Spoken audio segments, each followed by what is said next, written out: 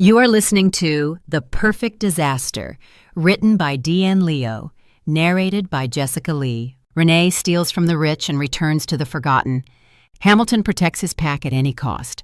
When a heist goes wrong and their wolves recognize each other as mates, they'll have to survive a runaway tram, a collapsing mountain, and a chaos-loving owl who has opinions about everything. Some disasters are worth falling into.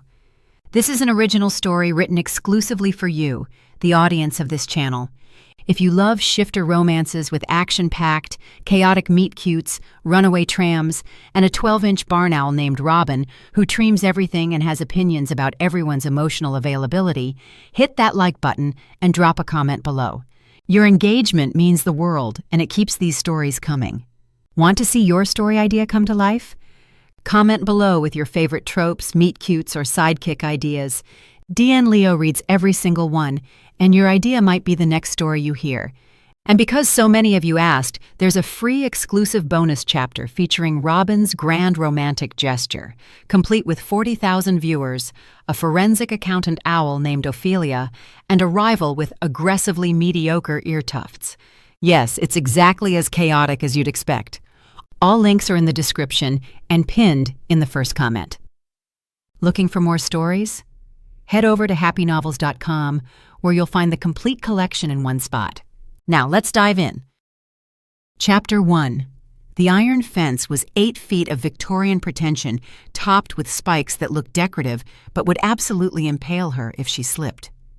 Rene adjusted her grip on the crossbar and hauled herself up another foot. The metal bit through her gloves, November frost turning each rung into a cold burn against her palms.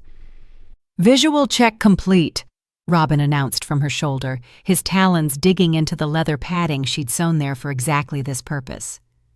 "Audio surveillance nominal, perimeter secure." "You're literally facing my ear," Rene muttered, reaching for the next handhold. "I am providing comprehensive surveillance of your immediate vicinity." Robin puffed up his feathers, which tickled her jaw. "The east quadrant shows no threats." "That's my face, Robin." "Your face is a critical asset requiring constant monitoring." His head swiveled a full 180 to scan behind them, then snapped back. "We don't get paid for these pro bono extractions. Your face funds the operation, the heart and soul of the business. Can't afford damage to your face or any operational body part." Rene gritted her teeth and pulled herself up another rung. "I run a fashion design business, not a modeling agency. And I'm wearing a mask." "Precisely, a cat mask." Robin's voice carried the weight of someone explaining simple math to a child. "Acceptable for nocturnal operations, inadvisable for daytime commerce. Normal humans expect to see faces. Your aesthetically pleasing face serves as a living advertisement for your designs. Ergo, your appearance generates revenue." "Ergo, protecting your face protects our operational funding." "Our funding? You just said we don't get paid for this." "You don't get paid. I negotiated separately." Rene's foot slipped. She caught herself, biceps screaming. "Excuse me?" "Elder Camilla compensates me in freeze-dried voles, ethically sourced, small batch, very exclusive." Robin preened a wing feather.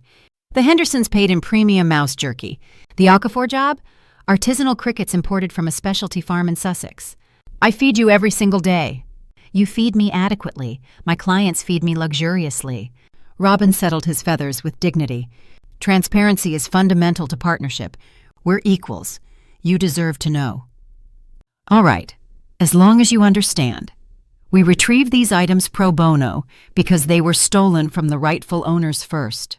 Our clients rely on us to bring these items home safely. Don't weigh them down with your exotic food demands." "I didn't even ask. They volunteer." Robin's tone went smug. "Because they know you won't accept payment from them." Rene swung her leg over the top of the fence, careful to avoid the spikes. The Ashford estate sprawled below. 3 stories of architectural excess, all turrets and gargoyles, and the kind of windows that screamed generational wealth. Moonlight caught the stone facade, turning it silver and sharp. "There." She dropped silently to the grass on the other side, her boots sinking into manicured lawn that probably cost more to maintain than her apartment rent. "Okay, equal partner. Do your job. Robin will suffice. No need for titles between colleagues." "Just go." Robin launched from her shoulder, wings spreading wide. Silent. Barn owls were built for stealth, specialized feathers that cut through air without a whisper. He banked left, circled the east wing, and landed on a third-floor window ledge. Rene pressed herself against a sculpted hedge that smelled aggressively of money and boxwood. She counted her heartbeats. 1, 2, 3. Robin glided back, landing on her shoulder with the soft grip of talons finding familiar purchase. "Confirmed," he reported. "Target item located in master office, third floor, east wing. Standard wall safe. Whitmore security keypad. 6 digits. Can you crack it?" Robin's chest puffed out. "The Whitmore 3000? Please. I cut my talons on Whitmore systems. This is practically an invitation." He paused. "Speaking of which, the overall security presence is atrocious. Single-layer alarm system, no motion sensors in the hallways. One guard at the front gate, currently watching videos on his phone with the volume up. It's insulting. We're not here to critique their security. Someone should. This is how standards decline." Robin ruffled his feathers. "Do your bit. And please note, my wingspan has increased 2 inches since the Morrison job. Factor that into your entry point calculations. I require adequate clearance to maneuver without damaging my plumage." Rene was already moving toward the east wing, staying low, using the ornamental hedges for cover. "Your feathers will be fine. My feathers are irreplaceable. At my age, they don't regenerate quickly." "Your age?" "Prime courting age." Robin's voice carried genuine anxiety. "What if I meet my soulmate and my display plumage is compromised? What if she takes one look at my bent primary feathers and flies the other direction? These are permanent consequences, Rene. If you talked less, you'd probably attract more mates. Personality is an asset, not a liability. My future partner will appreciate my communication skills." Rene reached the east wing and crouched beneath the target window. "She'll appreciate the silence more. Trust me." She pulled her tools from the pouch at her hip, lost lockpicks, a signal scrambler the size of a credit card, and a compact laser scanner. The window's alarm sensor glowed a faint red in the darkness. 30 seconds with the scrambler. The red light flickered and died. She worked the window lock next, feeling the tumblers give way with satisfying clicks. The frame slid up without a sound. Recently oiled hinges. At least the maintenance staff earned their paychecks. "Clear path," she whispered. "Go." Robin launched through the opening, wings tucked tight. She heard the soft thump of his landing inside, then nothing. Rene positioned herself at the window, portable decoder in hand. She aimed the laser scanner through the gap, finding the safe on the far wall. Numbers cascaded across her screen as the decoder worked. "Robin," she breathed into her comm. "First 3 digits. 7, 4, 9. Keying." His voice was barely audible through the earpiece nestled against her skull. "Last 3, 2, 8, 1. A pause, then, "We're in." The safe's click echoed faintly through the window. Rene allowed herself a small smile. "Contents," Robin reported, and his voice had gone slightly strangled. "Cash. Considerable cash. Bearer bonds. A Rolex that's either genuine or an excellent forgery. Several—" "The necklace, Robin. I'm cataloging. It's professional." "It's procrastinating. Grab the target and extract." "Fine. Acquiring target now. But for the record, this safe contains approximately $40,000 in untraceable." A door slammed somewhere inside the house. Rene's heart seized. "Get out, now!" "Acquiring?" Footsteps. Fast. Coming closer. "Robin." I have it!" The office door crashed open. Through the window, Rene saw a shadow fill the doorway. Tall, broad, the kind of silhouette that spoke of muscle built through use, not vanity. He wore dark athletic clothes, and his hand was already drawing back a compound bow. "Who's there?" The voice was deep, rich, controlled. Not a question, a demand. The arrow flew. Robin shrieked, a sound of pure outrage rather than pain, as the projectile pinned his wing feathers to the mahogany wall. You absolute... my plumage." Rene was through the window before she'd made the conscious decision to move. 3 steps across the oriental rug.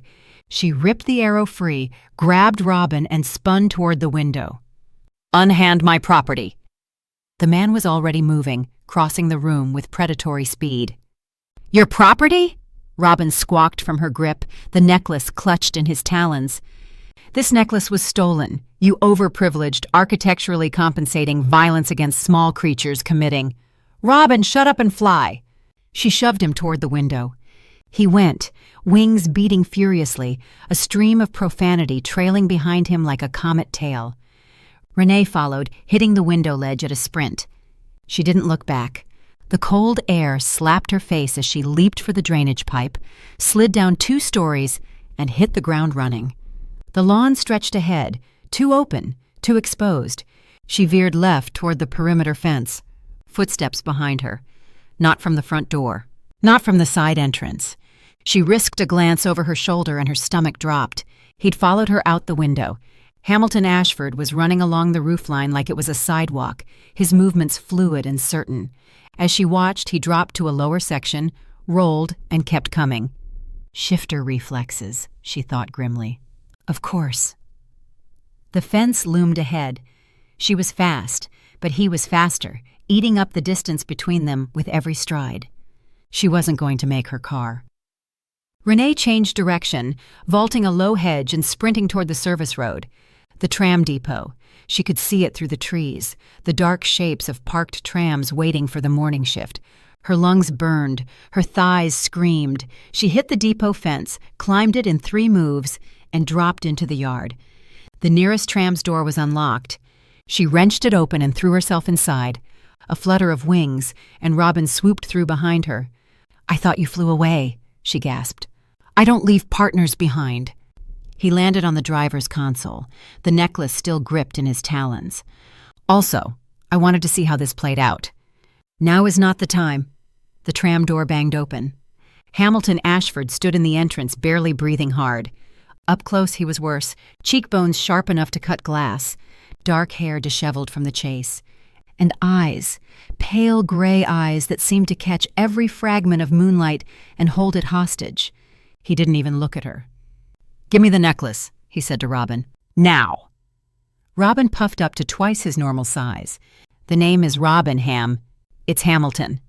I'll call you what I want, considering you nearly skewered me." Robin's head feathers stood straight up.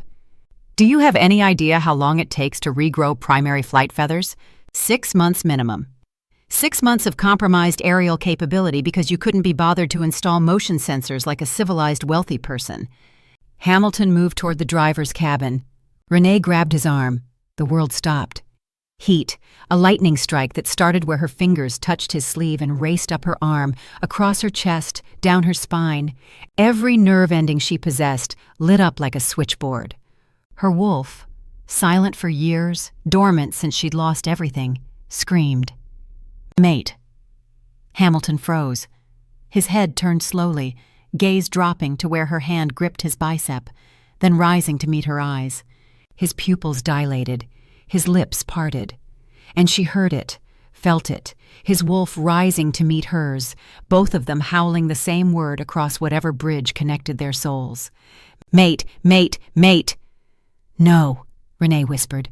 "No," Hamilton echoed. They stood there, locked in mutual horror, while their wolves sang and their human brains caught fire with denial. Robin's voice cut through like a hacksaw. "Oh, you have got to be kidding me!" Hamilton wrenched his arm free. Rene stumbled backward.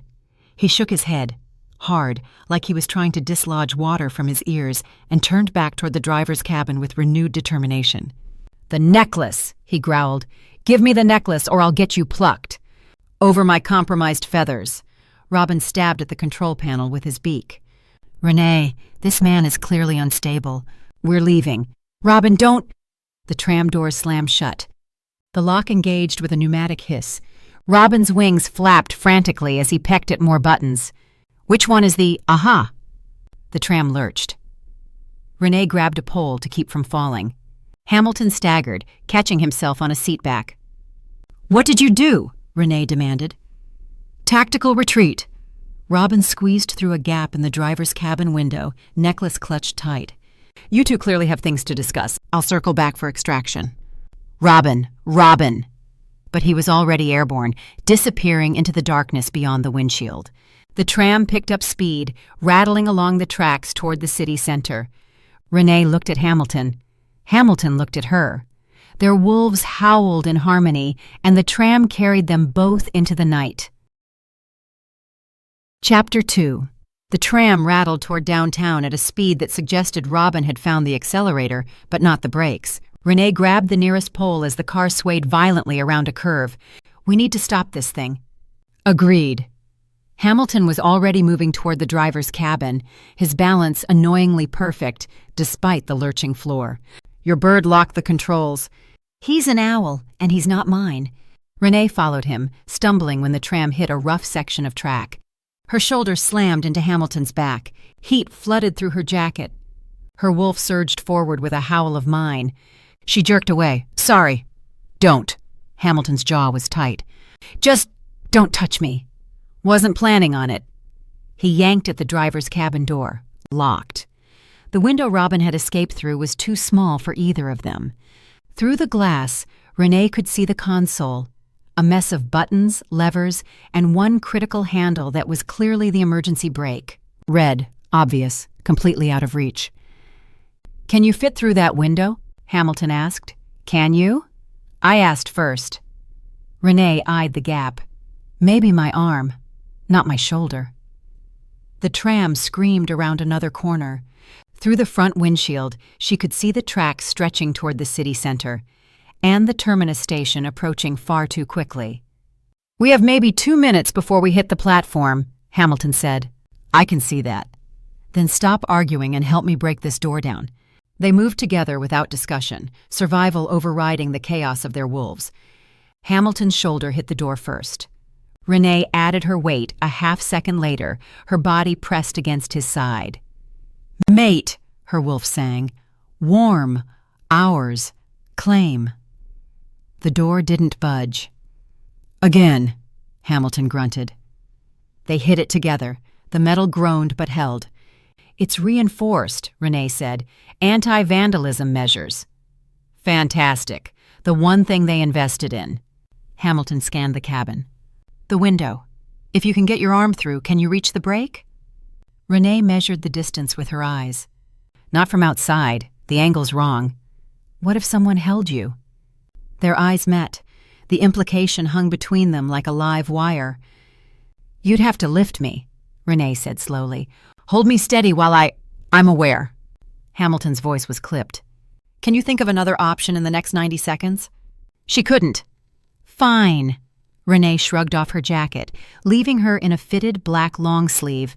Less bulk, more mobility, more skin that might accidentally touch his. Hamilton positioned himself beside the cabin window. "I'll boost you. You reach through, grab the brake, and pull. And if I can't reach, then we jump before impact and hope for the best." Rene stepped into his cupped hands. His fingers wrapped around her boot, steadying her, and even through the leather she could feel the heat of him. Her wolf was practically vibrating. "Focus," she told herself. "Station, impact, death, focus." Hamilton lifted her like she weighed nothing. Rene grabbed the window frame and shoved her arm through the gap, twisting her shoulder to get maximum reach. Her fingertips brushed the brake handle. "Almost. Higher?" Hamilton adjusted his grip, his hand sliding to her thighs to push her up another few inches. "Mate touching us!" her wolf howled. "Yes, more, claim." Rene gritted her teeth and stretched. Her fingers closed around the brake. "Got it!" She yanked down hard. The tram shrieked, metal on metal, sparks flying past the windows. Rene's body slammed forward into the cabin wall. Hamilton's hands tightened on her legs, anchoring her as the momentum tried to throw them both. The tram shuddered, groaned, and stopped. Silence. Rene hung there for a moment, arms still through the window, breathing hard. She could feel Hamilton's chest heaving against her hip. "You can let go now," she managed. His hands released her like she was on fire. Rene extracted herself from the window and dropped to the floor, putting 3 feet of distance between them immediately. They stood there, panting, not looking at each other. Through the windshield, Rene could see the terminus platform about 50 meters ahead. They'd stopped in time. Barely. "Out," Hamilton said. "Now." He hit the emergency release on the tram doors, and they hissed open. Cold night air flooded in, sharp with the smell of brake smoke and city exhaust. Rene stepped onto the tracks. Her legs were shaking. Adrenaline crash, not fear. Definitely not anything to do with the way his hands had felt on her thighs. Hamilton followed, putting distance between them with long strides. When he finally turned to face her, his expression had hardened into something corporate, boardroom cold. "You broke into my home," he said. "You stole my property. You damaged my window, traumatized my security team, and your bird hijacked a municipal tram." "Owl. I don't care if he's a certified therapy penguin." Hamilton's eyes flashed. "Call him back. Return my necklace. Do it now, and I won't press charges." Rene crossed her arms. "It's not your necklace. I have a receipt that says otherwise. A receipt for stolen goods is just evidence of bad judgment." Hamilton went very still. "Excuse me?" "That necklace belongs to Elder Camila Reyes." Rene held his gaze, refusing to flinch. "It was taken from her home 8 months ago. The stone inside, it's a spirit bond moonstone. Do you know what that is?" "Enlighten me." "It holds the spiritual vow between mated wolves. Camilla wore it at her wedding 63 years ago. When her husband died, his wolf spirit stayed connected to hers through that stone." Rene's voice softened despite herself. "Someone stole it from her while she was in the hospital recovering from pneumonia. Now she can't feel him anymore. She says it's like losing him all over again every single day." Hamilton's jaw tightened, but he didn't interrupt. "She's 84 years old," Rene continued. "She's not going to live forever, and she told me—" Her throat caught.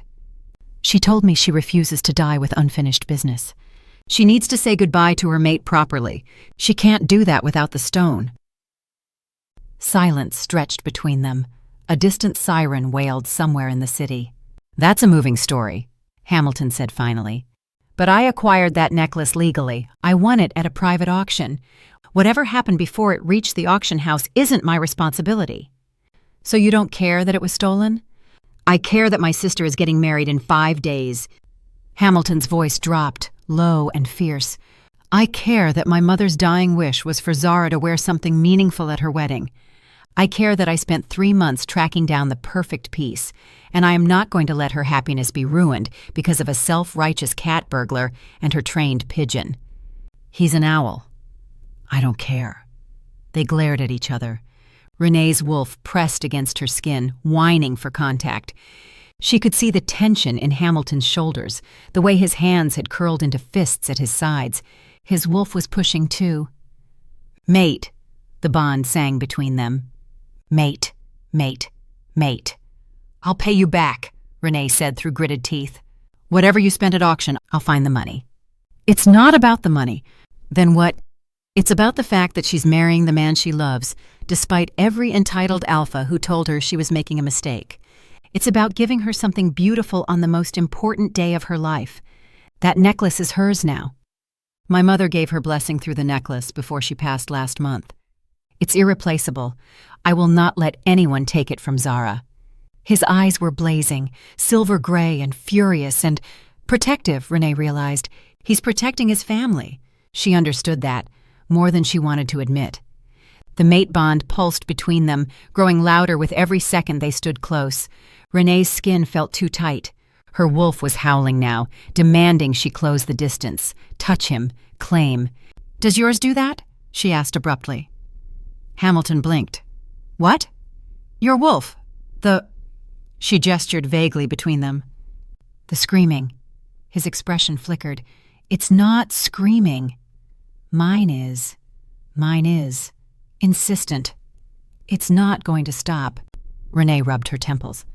"I'm not an expert, but I'm pretty sure the bond doesn't quiet down until it's acknowledged." "Acknowledged," Hamilton repeated flatly. "Claimed, accepted. Whatever word makes you less uncomfortable. There has to be another way to fix the wolf bond." "Probably." Rene took a deliberate step backward, putting more distance between them. The bond stretched like a rubber band, painful and persistent. "But I can't think about that right now. I need to find Robin." Hamilton's eyes narrowed. What's your plan exactly? I'm planning to figure out how to stop my wolf from trying to crawl out of my body every time I look at you. Rene met his gaze. Aren't you? Something shifted in his expression. Acknowledgement, maybe, or just exhaustion. 24 hours, he said. I'll give you 24 hours to return the necklace voluntarily. After that, I'm calling the police. And Rene waved her hand between them. This? We deal with it. After. Separately. Obviously. He held up his wristwatch. What's your number? As she read out her number, his smartwatch probably recorded it. He pressed call as soon as she finished. Her cell phone buzzed. That's my direct number. Please call when you're ready. They stood there for another moment, neither willing to turn their back first. Rene's wolf whined in protest. 24 hours, she repeated. Hamilton nodded once, sharp and final.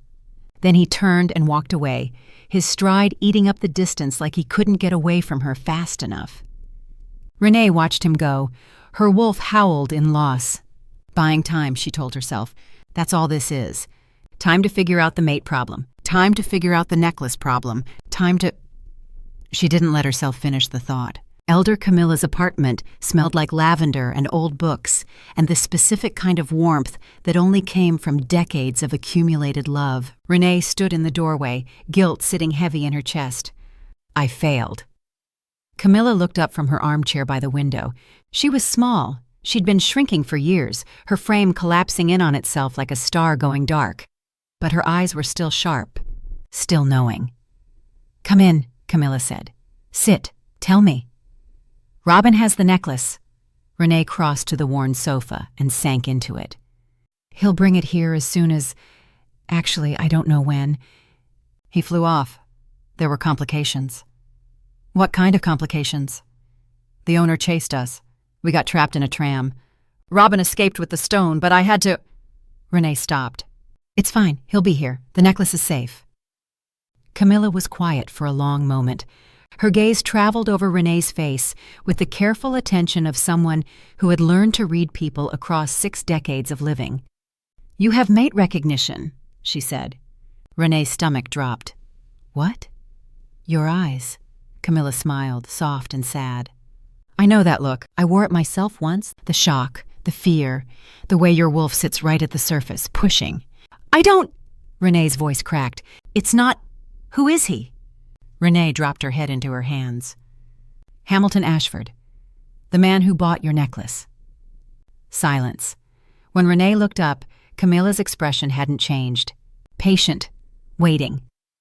Our wolves recognized each other, Rene said miserably. During the chase, he touched me and they just screamed, both of them, at the same time. And now I can't... She pressed her palms against her eyes. What am I supposed to do when my wolf claims someone my human brain knows is impossible? Do you like him? Camilla asked. I barely know him. That's not what I asked. Rene dropped her hands. Everything happened so fast. He shot an arrow at Robin. He chased me across a roof. He called me a thief, which, technically accurate, but still. He threatened to have Robin plucked. She shook her head. He has a reputation in the business community. Aggressive, ruthless, never takes no for an answer. Do you hate him? The question caught Rene off guard. She opened her mouth to say yes, of course, obviously, and found she couldn't. I don't hate him, she admitted. That's not what I do. I just find it hard to like him. He's protective of his sister. I understand that. But he's also entitled and arrogant and convinced he's right about everything. Sounds like someone else I know, Camilla murmured. I'm not. You broke into a billionaire's mansion to steal a necklace back for me because you believed you were right. Camilla's eyes twinkled. That takes a certain amount of arrogance, little wolf. Rene didn't have a response to that. Camilla leaned forward, her weathered hands folding over her knees. The mate bond is a gift, but it is not a command. Your wolf recognizes a compatible spirit, someone whose soul harmonizes with yours. That doesn't mean your human heart must follow. So there's a way to. Quiet it? There are ways to manage the pull, yes. If the human chooses not to accept the bond, the wolf can be calmed. Settled. It takes time and intention, but it can be done. Camilla paused. The human leads, Rene. Not the wolf, always. Relief flooded through her. So I can just ignore it? You can choose not to pursue it. Camilla's gaze was gentle but firm. The bond will always be there, but you don't have to act on it, not unless you want to. Rene's wolf whimpered at the thought of walking away. She shoved it down. Thank you, she said. I'll think about it. I should call him, set up a meeting, figure out the necklace situation. And the mate situation? One crisis at a time. Camilla smiled. That's usually all we can manage. Rene pulled out her phone. Her fingers hesitated over the screen. Rene dialed before she could talk herself out of it. 1 ring, 2, 3, Ashford. His voice was clipped, impatient. He'd answered his assistant's line himself. Rene's wolf surged at the sound, pressing against her ribs. She forced it down. It's me, she said. The self-righteous cat burglar. Your pigeon has returned? Robin's an owl. You gave me 24 hours. I'm using them. Rene gripped the phone tighter. I want to meet. Tomorrow, somewhere neutral. We need to talk about the necklace and the other thing. The other thing, Hamilton repeated. Unless you want to keep pretending your wolf isn't howling right now. Silence. She could almost hear him grinding his teeth. Tomorrow, he said finally. 9 a.m. There's a coffee shop on Merchant Street. The one with the green awning. Neutral territory. I know it. Come alone, with the necklace, but not the owl. He might insist on coming. It's up to you. I just care about the necklace. Another pause. When he spoke again, his voice was lower, almost rough. For the record, Hamilton said, my wolf isn't howling. No? It's growling. He hung up. Rene stared at her phone. Her wolf was doing something that felt suspiciously like purring. Shut up, she told it. This changes nothing. But as she looked up to find Camilla watching her with knowing eyes, she wasn't sure she believed that anymore. Chapter 3. Hamilton set his phone on the desk and watched his hand tremble. His wolf was clawing at the inside of his chest, howling at the distance growing between them and her.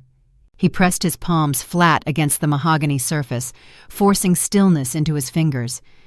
Alphas didn't shake. Alphas controlled. Alphas led. His wolf didn't care about any of that. It wanted out. It wanted to run back through the city streets, track her scent, find her. Claim her.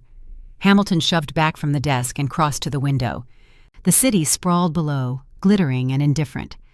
The more he tried to suppress the bond, the more feral his wolf became. Like holding down a spring, pressure building, coiling, waiting to explode. He could still smell her, leather and something floral, sharp and clean beneath the adrenaline. He could still see her face, those stubborn brown eyes that refused to flinch, the maddening hint of dimples when she'd called his security atrocious, the way she moved like she owned every shadow she passed through, her voice, her defiance, her everything. His wolf howled. Not now, Hamilton told it. Not yet, maybe not ever. Zara needed him. They'd buried their mother 4 weeks ago, and the grief still sat in his chest like a stone he couldn't dislodge. Zara was all he had left, the only family that mattered, and their mother's dying wish had been simple. See your sister happy, Milton. Promise me. He'd promised. If he couldn't deliver a necklace, one necklace, for his sister's wedding, what kind of alpha was he? What kind of brother? An alpha who couldn't handle his internal affairs had no business leading pack affairs. His wolf's obsession with a cat burglar was a distraction he couldn't afford. Milton grabbed his jacket and headed for the archery room. The basement range was his sanctuary. Soundproofed walls, climate-controlled, targets at 20, 40, and 60 meters. He'd learned to shoot here as a child, standing on a step stool to reach the bow his father held steady for him. Now the bow was his own, custom compound, 70-pound draw weight, and no one held anything steady for him anymore. Milton knocked an arrow. Drew, released. The arrow hit 3 inches left of center. He knocked another. Drew, released. 2 inches right. High. Another. Another. His grouping looked like a constellation designed by a drunk astronomer. Scattered, unfocused, embarrassing. His wolf kept surging forward, throwing off his aim, flooding his muscles with restless energy that had nowhere to go. Brown eyes, dimples, the way she'd stretched through that window, trusting him to hold her. The arrow flew wide and embedded itself in the target frame. "Pathetic," Hamilton muttered. An arrow whistled past his ear. He spun, bow rising. The arrow struck the 60-meter target dead center. Heart shot. Perfect. Zara lowered her recurve bow and grinned at him from the doorway. "You're early, brother, and by early, I mean angry early." She tilted her head, dark hair swinging. "What's got you so unsettled you can't hit a target the size of a dinner plate?" Hamilton's chest loosened at the sight of her. His sister. His sunshine. The only person in the world who could look at him like he was ridiculous and make him grateful for it. He crossed to her and kissed her cheek. "Not sure what you're talking about. Breakfast?" His attempt to steer her out of the room failed spectacularly. Zara ducked under his arm and walked to the target line, examining his scattered arrows with growing amusement. "Hamilton!" She pulled an arrow from the outer ring and twirled it between her fingers. "You hit the frame." "The frame! I've seen you shoot blindfolded with better accuracy. I'm warming up." "You're spiraling." Zara turned to face him, and her smile faded into something sharper, more knowing. "What happened? You look different." Hamilton retrieved his arrows, buying time. "Different how?"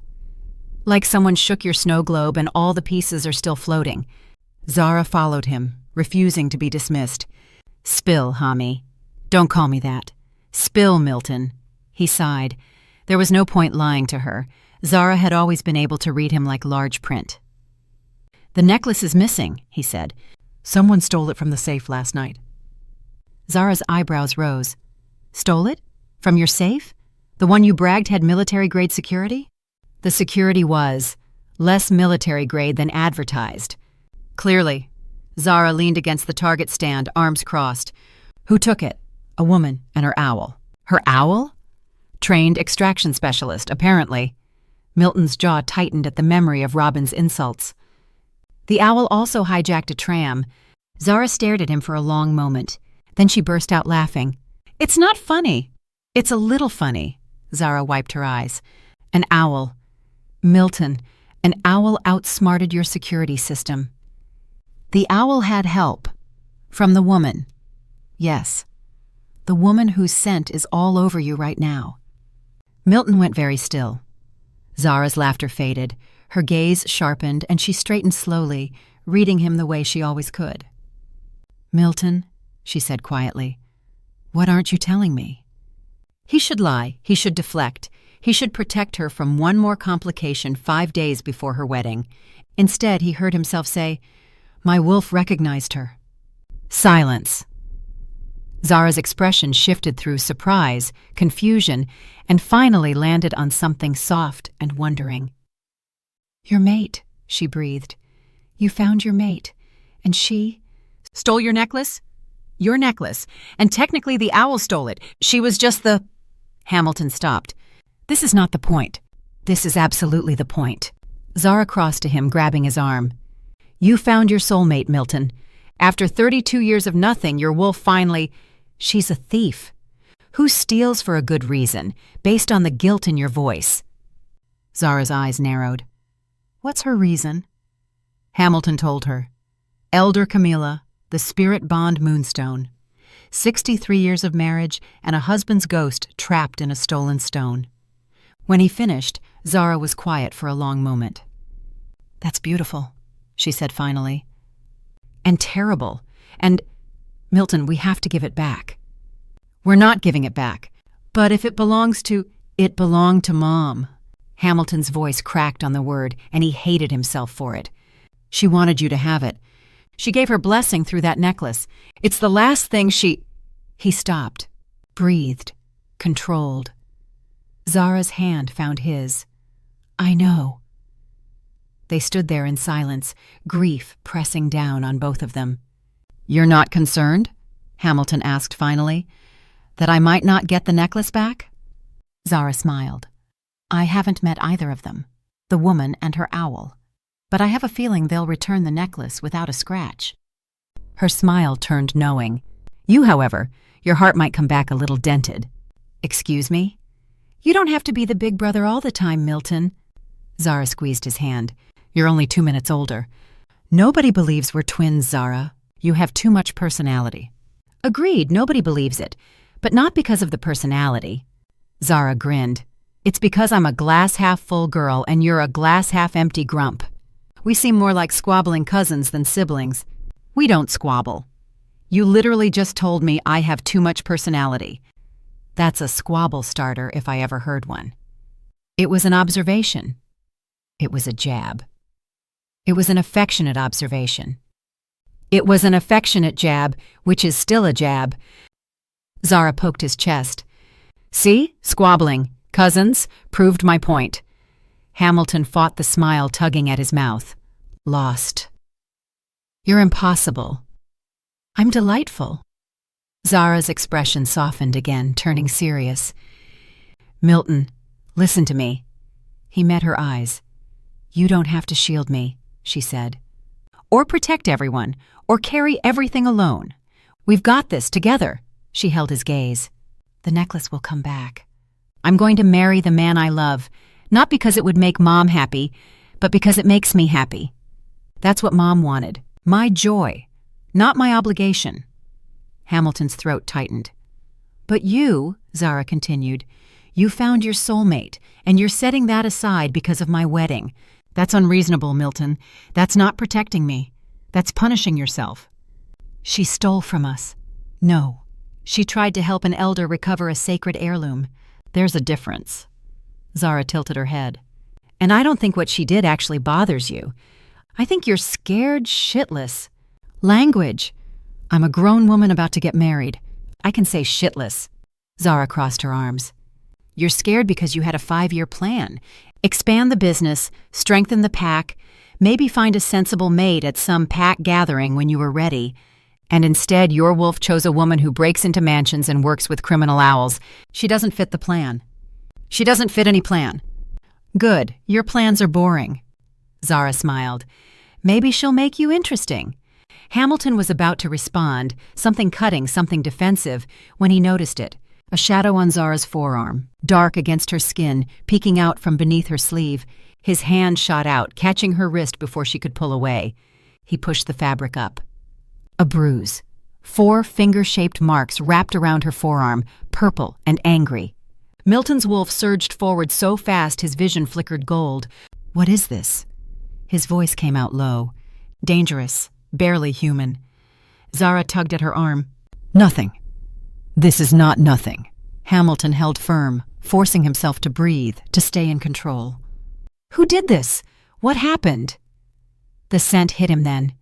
Beneath her perfume, beneath the familiar warmth of sister, there was something else. Something that made his wolf snarl with recognition. Rival pack. Crane pack. "Zara!" Milton's voice shook with the effort of containment. "Tell me, now." Her jaw tightened. Stubborn. Defiant. So much like him, it would be funny if he weren't about to tear someone apart with his bare hands. "It's handled," she said. "It's not handled. There's a bruise on your arm." "Milton? Who?" Zara met his eyes, held them, and finally quietly said, "Dominic." The name hit him like a physical blow. Dominic Crane. The alpha who'd pursued Zara for 2 years before she chose Beta Adamson. The alpha who'd called her choice an embarrassment to strong bloodlines. The alpha who smiled like a predator and never heard the word no. "I knew it!" Milton released her wrist, but only so he could pace. His wolf was howling now, demanding blood. "I knew he wouldn't accept it." "Where? When? What did he do?" "Town center. Yesterday." Zara rubbed her forearm absently. "He approached me outside the florist. Said he wanted to talk. I said no. He insisted. Grabbed my arm. Told me I was making a mistake. That Adamson couldn't protect me the way a real alpha could." Zara's voice hardened. "I told him that if he didn't let go, I'd demonstrate exactly how much protection I needed." "He let go. But not before leaving that." Milton gestured at the bruise. I got away. That's what matters. What matters is that he touched you. Milton, Zara stepped in front of him, forcing him to stop pacing. Please, let it go. I can handle Dominic. I don't want Adamson to know. He'll blame himself for not being there, and that's not fair to him. And I don't want you starting a pack war 5 days before my wedding. A pack war. That's what happens when alphas handle things with their fists instead of their brains. Zara's gaze was steady. Promise me you won't do anything rash. Milton stared at her. His wolf was a storm inside him, rage and protectiveness and the bone-deep need to destroy anyone who threatened his family. But Zara was looking at him with those eyes, their mother's eyes, asking him to trust her. I won't start a pack war, he said finally. Zara's shoulders relaxed. But Dominic Crane touched my sister. Milton's voice dropped to something cold and quiet. That doesn't go unanswered. Not now, not ever. Milton, you want to handle him your way, fine. But if he comes near you again, if he so much as looks at you wrong at your wedding, he's not invited to my wedding. That won't stop him. Hamilton met her eyes. And when it doesn't, I'll be ready. Zara studied him for a long moment. Then she sighed. You're impossible, she said. I'm protective. Same thing, with you. She rose on her toes and kissed his cheek. I love you, Hami. Even when you're being a controlling nightmare. I love you too. Hamilton pulled her into a hug, careful of her arm. Even when you're being recklessly independent. They stood there for a moment, holding on. Then Zara pulled back, grinning. So, this cat burglar, Rene, you said? Don't. When's your date? It's not a date, it's a negotiation. At a coffee shop? Neutral territory. Sounds like a date. Zara patted his cheek. Wear the blue shirt. It brings out the murder in your eyes. She danced out of reach before he could respond, laughing as she disappeared up the stairs. Hamilton watched her go. His sister. His sunshine. Then his smile faded, and his wolf settled into something colder. Quieter, more patient. Dominic Crane. The name echoed in his mind like a promise. This wasn't over, not by a long shot. Chapter 4. The coffee shop on Merchant Street smelled like burnt espresso and anxiety. Rene wasn't sure which scent was hers. She'd arrived 10 minutes early, claimed a corner booth with sight lines to both exits, and ordered black coffee she had no intention of drinking. Robin sat on the table beside her cup, pretending to be a decorative owl statue. Your heart rate is elevated, he murmured without moving his beak. I can hear it from here. Shut up. You're a statue. I'm a statue with concerns about your cardiovascular health. Robin's eyes tracked a barista walking past. Also, the pastry case is inadequate.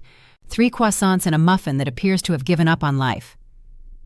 We're not here for pastries. You're not here for pastries. I have no stake in this negotiation. Robin's head swiveled a fraction toward the door. Target entering, 2 o'clock, looking like he slept approximately never. Rene's wolf surged before she even saw him. Mate, it howled. Here, close, ours. Then Hamilton walked through the door, and her wolf nearly clawed out of her chest. He looked terrible. Shadows carved beneath his eyes, jaw tight with tension, moving like a man held together by willpower and spite. He wore a midnight blue shirt that made his gray eyes strike like lightning, sleeves rolled to his elbows. His gaze found hers immediately. Like a magnet, like gravity, like something inevitable. Shut up, she told her wolf. We're here to negotiate, not to drool. Hamilton crossed to her booth and slid into the opposite seat. The table was small. Too small. His knee brushed hers and heat shot up her thigh like wildfire. They both jerked back.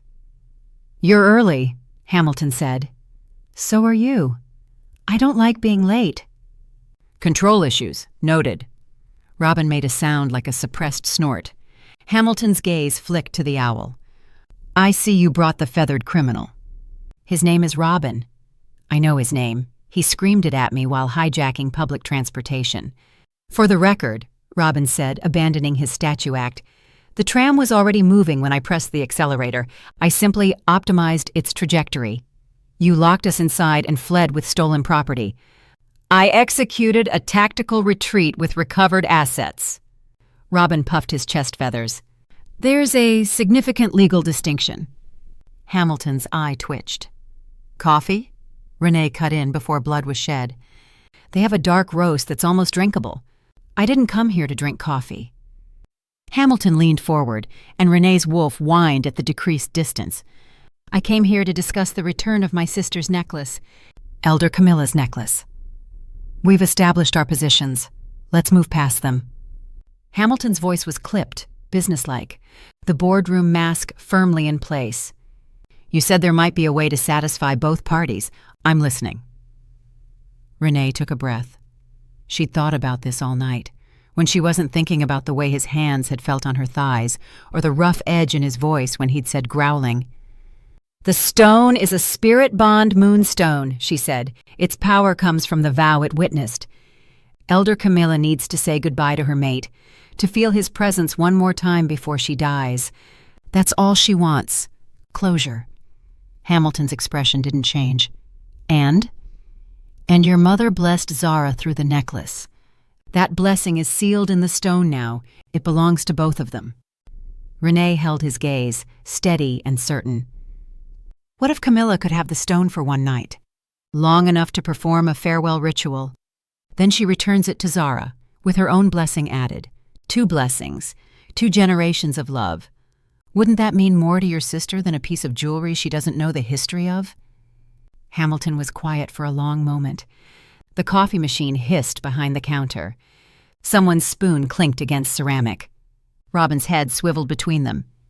This is the part where you say that's actually reasonable, and we all go home. Robin, Rene warned. I'm facilitating. It's a skill. Hamilton opened his mouth. His phone buzzed. He glanced at the screen, frowned, answered. Zara? What? Rene couldn't hear the other end, but she could see Hamilton's face transform. The boardroom mask cracked, shattered. Something raw and terrified clawed its way to the surface. Where are you? His voice cut sharp, urgent. Zara, where? The line's breaking up. Zara. The call dropped. Hamilton was already on his feet, phone pressed to his ear, calling back. No answer. Calling again. Nothing. What happened? Rene stood, her wolf responding to the panic radiating off him in waves. Milton, what's wrong? She said... He shook his head, dialing again. She said someone was following her. She was at the town center. She saw Crane pack wolves. His jaw clenched hard enough to crack teeth. She's not answering. Dominic. I know Crane pack, Rene started. Everyone knows Crane pack for their violence. Hamilton's voice went cold. Lethal. Alpha Dominic wanted to date my sister. She rejected him for my Beta Adamson. Now he's stalking her. I like Zara already. Rene grabbed her jacket. I really need to kick Dominic's ass. Hamilton's eyes darkened. You don't go anywhere near him, Rene. He's not just evil, he's smart. A smart evil is extremely dangerous. I don't want to have to protect you while... I don't need your protection, Hamilton. Okay, children, Robin interrupted, all business now. I know the town center. I can get there faster than any car. What does Zara look like? Hamilton showed him a photo. A dark-haired woman with laughing eyes, so clearly his twin, despite the warmth that he apparently hadn't inherited. I'll find her. Robin launched from the table and shot toward the door as a customer pushed it open. He was gone before anyone could blink. Hamilton drove like the car had personally offended his entire bloodline. Rene braced herself against the dashboard as he took a corner at a speed that should have flipped them. Tires screamed against asphalt. Her wolf was a mess, half terrified by the driving, half thrilled by the proximity, all of it supremely unhelpful. She knows how to fight, Hamilton said, more to himself than to her. His knuckles were white on the steering wheel. She's strong, she's smart, she'll be fine. Rene didn't know if that was true, but she said it anyway. Robin will find her. Your owl. The owl. He's his own entity. I just provide housing. He's the size of a football. A very capable football with exceptional spatial awareness and zero fear of consequences. Hamilton's phone rang. He answered on speaker, swerving around a delivery truck. This is Robin. The owl's voice came through slightly breathless. Using voice-activated communication device attached to my leg. I have your number from Rene. We're partners, so technically this call is legal and not a breach of privacy protocols. Report, Robin. Hamilton growled the words. I have visual. Robin's tone snapped to professional. East side of the Fountain Square. Zara is surrounded. 4 wolves in human form. Crane pack scent confirmed. 4? Rene's stomach dropped. I can distract. Actually, I have distracted one by poking at his eye. He got distracted, and Zara gave him a knee to the groin. Pride colored Robin's rapid-fire delivery. She's a fighter, this one. Threw scalding coffee in another's face. Very hot. He's screaming. I approve of her tactical beverage deployment. Hamilton pressed the accelerator harder. The engine roared in response. Keep watching, he commanded. We're 2 minutes out. Make it 1. The screaming one is recovering, and he looks vindictive. Also, his friend is circling left. I don't like the positioning. The car shot through a yellow light, then a red one. Horns blared behind them. Hamilton didn't flinch. 90 seconds later, they screeched into the town square, leaving rubber on the cobblestones. Rene was out before the car fully stopped, scanning the fountain area for the confrontation Robin had described. Her heart hammered against her ribs. Her wolf pressed forward, ready to fight. The square was peaceful. Pigeons scattered lazily near the fountain. A street vendor sold pretzels from a cart. Tourists took photos of the old clock tower, and Zara stood alone by the fountain, looking confused but unharmed. Are you okay? Hamilton rushed over, grabbing his sister's shoulders, scanning her for injuries. She nodded slowly. Just confused, that's all. They were here, and then they just vanished. Like smoke. Robin landed on Rene's shoulder, talons gripping the leather padding. They're gone, all of them. I lost visual for 30 seconds when a flock of pigeons interfered. Imbeciles, absolutely no spatial awareness, just flapping about like feathered chaos agents. And when I circled back, the square was empty. Rene frowned, as if they didn't mean to attack Zara at all. Hamilton's eyes darkened with realization. This is a decoy. Dominic Crane wanted Zara, Rene said, the pieces clicking together with sickening clarity. She rejected him. He sent his men pretending to attack her to lure you here and take your attention away from what? Adamson? Hamilton muttered, already dialing. But Zara had beaten him to it, phone pressed to her ear. Are you all right, Adam? Zara asked, her voice tight with worry. Relief flooded her face at whatever response she heard. She looked at Hamilton and Rene and nodded. Then she put Adamson on speaker. Hamilton stepped closer. Dominic sent his men pretending to attack Zara to lure us here. I'm not sure what he wanted to distract us from. I want Zara to stay here, in a public place, out in the open. And I want you here as well. How fast can you get here? Adamson's voice came through steady and calm. Already on the move, be there in 5, bringing 5 pack members. Good.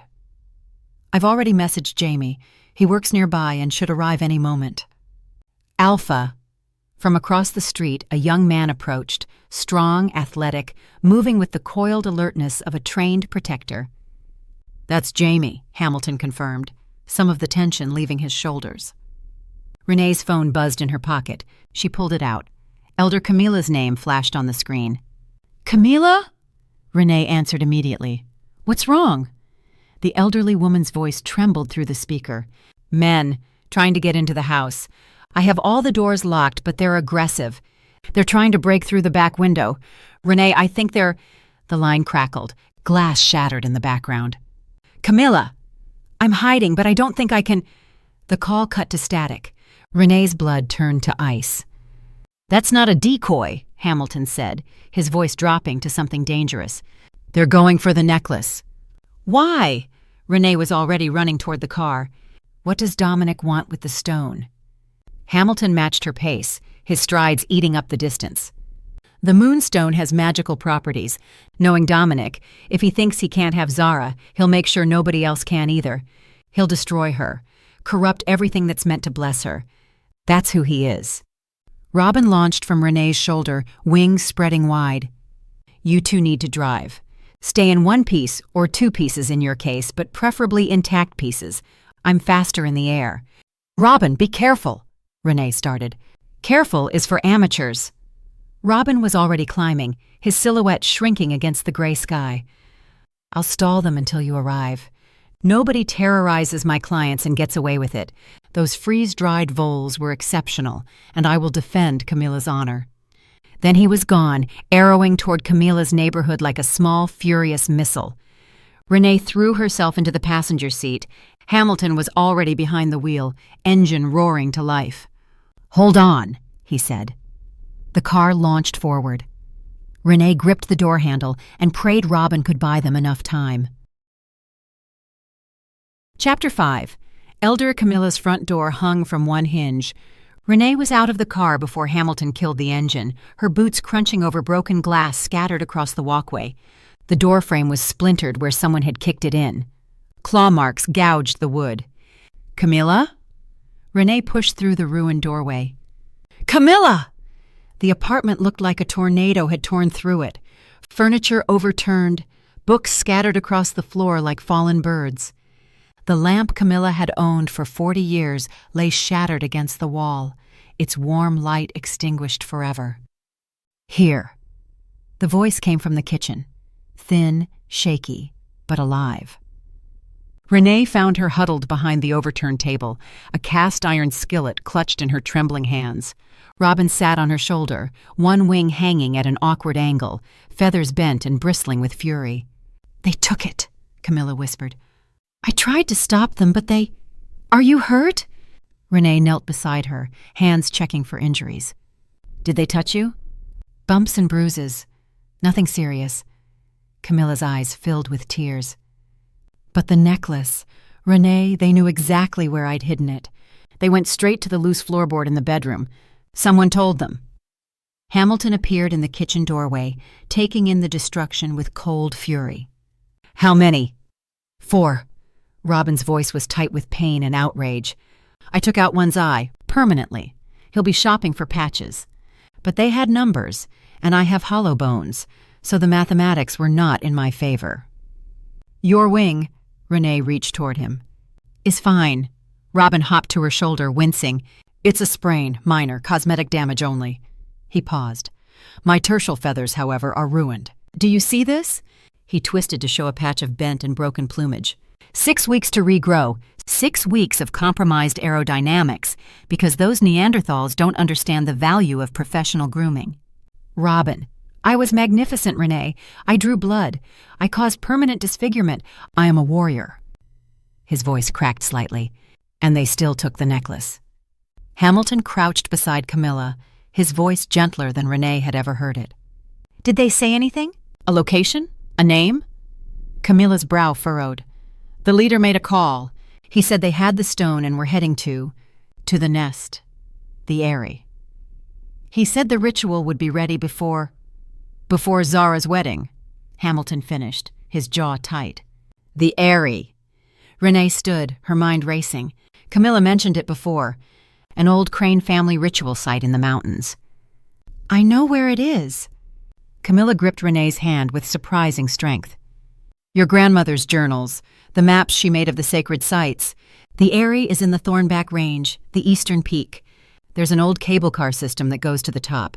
It's the only way up unless you want to climb for 6 hours." "How do you know this?" Hamilton asked.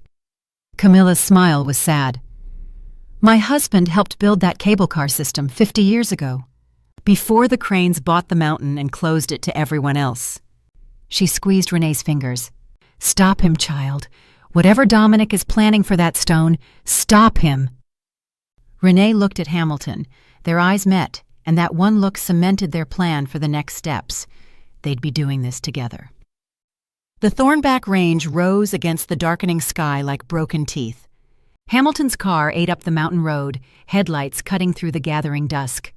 Rene watched the elevation climb on the dashboard display. 3,000 feet, 4,000, higher still. Her ears popped. The air grew thin and cold. Robin sat on the center console, his injured wing tucked against his body. He'd refused to stay behind. "Medical professionals would recommend rest," Rene had told him. "I have a score to settle," Robin had replied. "Those wolves hurt my client. They damaged my feathers. This is personal now." Now he was studying a hand-drawn map Camilla had pressed into Rene's hands before they left. her grandmother's careful cartography, yellow with age. "The cable car station is another 2 miles," Robin reported. "The line runs approximately 1.3 miles to the summit. Estimated travel time 8 minutes, assuming the equipment still functions." "It'll function!" Hamilton's hands were tight on the wheel. "Dominic wouldn't use it otherwise. Unless he wants us to use it." Rene voiced the thought that had been nagging at her. "This feels too easy. He has to know we'll come after the necklace." "He's counting on it." Hamilton's voice was grim. "Dominic doesn't just want to win. He wants to humiliate. He'll want me to watch him corrupt my mother's blessing, knowing I couldn't stop him." "Charming individual. He once poisoned a rival's prize horses because she beat him at a charity polo match." Hamilton took a sharp curve without slowing. 17 horses. He smiled at the funeral. Robin made a disgusted sound. "I'm upgrading my vendetta from professional to deeply personal." The cable car station emerged from the darkness, a weathered building perched at the edge of a cliff, its metal roof glinting in the last light of sunset. The cable line stretched upward into the clouds, disappearing toward an unseen peak. Hamilton parked. They sat in silence for a moment, staring up at the mountain. "Security assessment," Robin said quietly. "I count 2 guards at the station entrance. Armed, crane pack sent. There will be more at the top. Can you get past them?" Rene asked. "I can get past anyone." Robin ruffled his good wing. "The question is whether you two can." Hamilton was already moving, pulling something from the trunk. He returned with a black duffel bag that clinked with metal. "What's that?" Rene asked. "Motivation." Hamilton unzipped the bag to reveal climbing gear, rope, and what appeared to be a collapsible compound bow with a quiver of arrows. "You brought weapons to a coffee shop negotiation?" "I brought weapons to every occasion." Hamilton's smile was thin and cold. "My mother raised a pragmatist." Rene decided she liked his mother. They moved through the shadows like ghosts. Robin went first, his silent flight allowing him to scout ahead. Despite his injured wing, he moved with grim determination, his fury at the attack on Camilla overriding any pain. 2 guards, he reported through the comm in Rene's ear. "Station door is unlocked. They're not expecting company from below." "Their mistake," Hamilton murmured. They flanked the guards with practiced efficiency. Rene from the left, Hamilton from the right. It was over in seconds. 2 unconscious bodies, carefully hidden behind a maintenance shed. "Neat work," Rene commented. "I've had practice." "I'm not sure if that's attractive or alarming." "Both." Hamilton held open the station door. "Ladies first." The cable car waited on its platform, a metal cabin the size of a small room, scarred with rust and age but still functional. The cables stretched upward into the darkness, humming faintly with tension. Robin swooped through the open door and landed on a handrail. "I don't like this. It's too quiet." "Agreed." Rene examined the control panel. "But we don't have another option. That ritual could be happening right now." Hamilton stepped into the cabin, his weight making it sway slightly. "Then we go up. Fast. Deal with whatever's waiting at the top." Rene hit the activation button. The cabin lurched. Gears ground somewhere in the machinery, and slowly, painfully, they began to rise. The view should have been beautiful. The mountain fell away beneath them, a vast sweep of forest and shadow, stars beginning to pierce the darkening sky. The air was crisp and clean, carrying the scent of pine and snow from the peak above. Rene couldn't appreciate any of it. Her wolf was too busy going insane.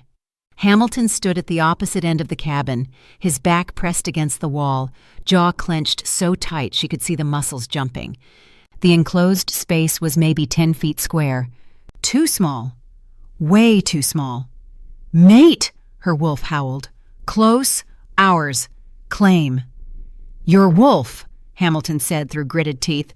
"Is it screaming?" "Yes." "Mine too." Robin looked between them with undisguised exasperation. "You two are ridiculous. Just kiss and get it over with." "The tension is affecting my concentration." "Not helpful, Robin." "I'm not trying to be helpful. I'm trying to maintain my sanity in a small metal box with 2 wolves in heat." "We're not in heat," Rene started. The cabin shuddered. All 3 of them froze. Another shudder. Then a grinding sound, metal on metal, high and horrible, from somewhere above them. "That's not normal," Robin said. The cabin dropped.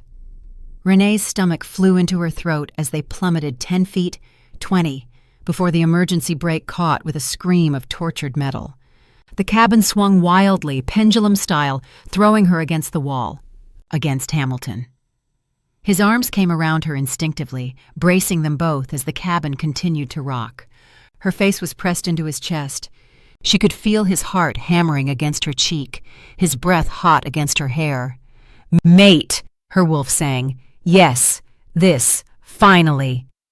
"The cable," Robin reported, somehow clinging to the handrail with his talons. "It's been cut, partially. We're hanging by maybe 3 strands." "Can we make it to the top?" Hamilton asked, his voice vibrating through his chest into Rene's bones. Robin peered upward through the window. "Negative. The cut is above us. Any more movement and we'll—" Another grinding shriek. The cabin dropped again, 5 feet this time, and swung harder. "We need to go down," Rene gasped. "Use whatever cable we have left to lower ourselves to the station. The controls are in there."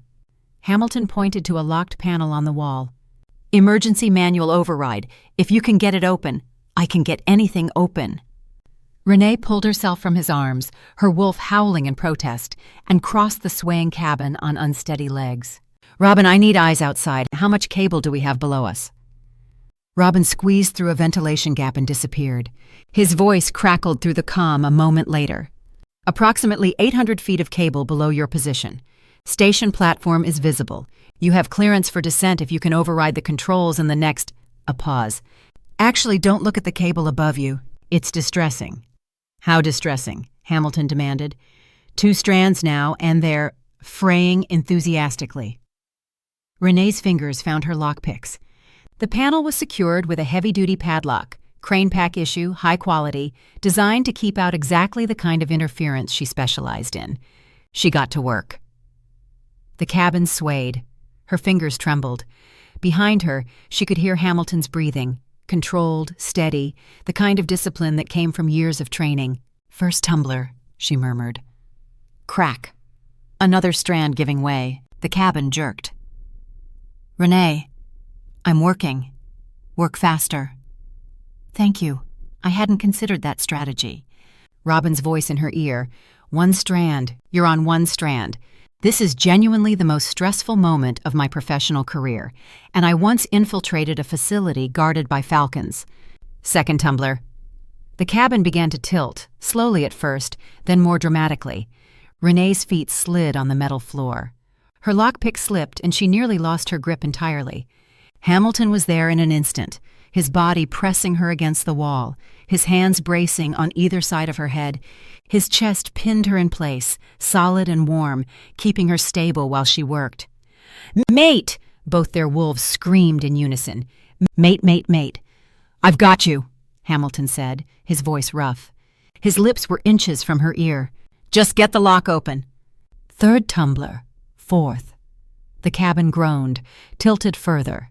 Outside, Robin was narrating with increasing hysteria.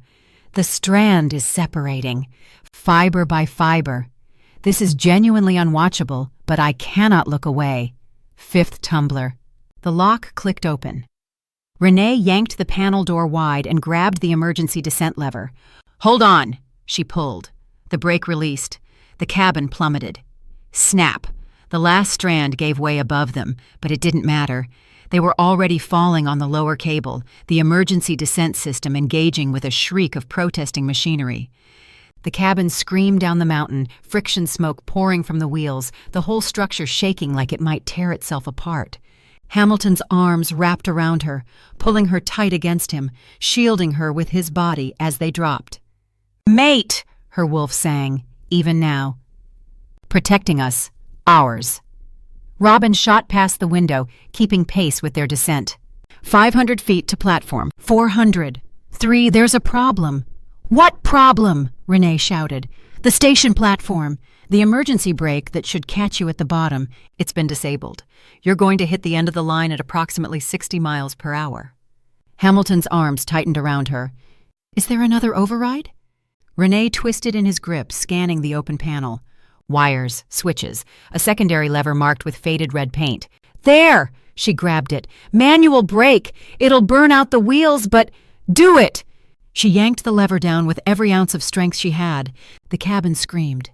Sparks exploded from the wheel housing. The smell of burning metal filled the air, acrid and sharp. Renee's teeth rattled in her skull. The whole world was noise and heat, and Hamilton's body pressed against hers. 100 feet. 50, 20. The cabin slammed into the platform buffers with a crash that threw them both to the floor. Metal crumpled. Glass shattered. And then, silence. Rene lay there, breathing hard, Hamilton's weight half on top of her. Her ears were ringing, her whole body ached, but she was alive. They were alive. Rene. Hamilton's voice was hoarse. Are you intact? She shifted beneath him, and his breath caught. They were tangled together, legs intertwined, his face inches from hers. You? I'll live. Neither of them moved. Mate, her wolf whispered. Kiss him, claim him, now. Robin landed on the shattered window frame above them. I want it noted that I maintained visual surveillance throughout that entire descent and provided critical real-time intelligence despite my injured wing. I expect this will be reflected in my performance review. He peered down at their position. Also, you two should probably either kiss or separate. The current arrangement is ambiguous and uncomfortable for observers. Hamilton pulled away first. He stood, offered Rene his hand, and pulled her to her feet with easy strength. They stepped out of the ruined cabin onto the platform. The night air was cold and sharp, biting at Rene's lungs. Above them, the mountain rose against the stars, the cable line hanging slack and useless. The necklace is up there, Rene said quietly. And we just destroyed our only way up. Hamilton stared at the dark peak, his expression carved from stone. We'll find another way, he said, and we have to. Robin settled on Rene's shoulder, his injured wing tucked close. There's a maintenance path, east side of the mountain. My reconnaissance earlier spotted it. Switchback trail, probably used by the workers who built the cable system originally. It's steep, it's dangerous. It'll take at least 2 hours to climb. Then we start climbing. Hamilton turned toward the eastern slope. Dominic thinks we're dead. That's an advantage. Let's use it. Rene fell into step beside him. Chapter 6. The maintenance path was a cruel joke disguised as a trail. Rene's thighs burned as she hauled herself up another switchback, her fingers scraping against cold rock. The temperature had dropped 20 degrees since they'd started climbing, and her breath plumed white in the darkness. Every muscle screamed for rest. Her wolf, at least, had stopped screaming about mates and started screaming about survival. Small mercies. How much further? She gasped. Robin glided overhead, a shadow against the stars. 300 vertical feet. Approximately 40 minutes at your current pace. A pause, which has slowed considerably since the first hour. Thank you for that motivational update. I provide data, not comfort. Hamilton climbed ahead of her, his movements steady and relentless despite the altitude. He hadn't complained once. Hadn't slowed. His focus was absolute. A man with a single purpose burning through him like fuel.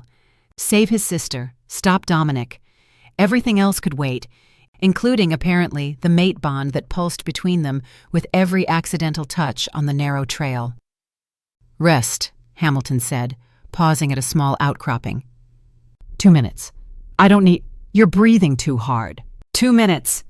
His tone left no room for argument. Rene sank onto a boulder, her legs trembling with relief. The view below was dizzying. The ruined cable car station, a tiny smudge of light. The forest a dark ocean, stretching toward the distant city glow. Hamilton handed her a water bottle from his pack. Their fingers brushed. Mate, her wolf murmured, almost gently now. Hours, patient, waiting. How do you do it? Rene asked between gulps of water. Stay so focused. Your sister's blessing is about to be corrupted. We almost died in a metal box and you're just climbing. Hamilton's gaze stayed fixed on the peak above. Because if I stop to feel any of it, I won't be able to move. Something in his voice cracked, just slightly, a fissure in the stone facade. "When my mother died," he continued quietly, "I gave the eulogy. Stood in front of 300 people and spoke about her life, her legacy, her love, didn't shed a single tear." His jaw tightened. Zara asked me afterward how I managed it. I told her compartmentalization. The truth is, I still haven't let myself feel it. If I let any of it in, I'm afraid it'll swallow me whole. Rene didn't have words for that, so she did something she hadn't planned. She reached out and took his hand.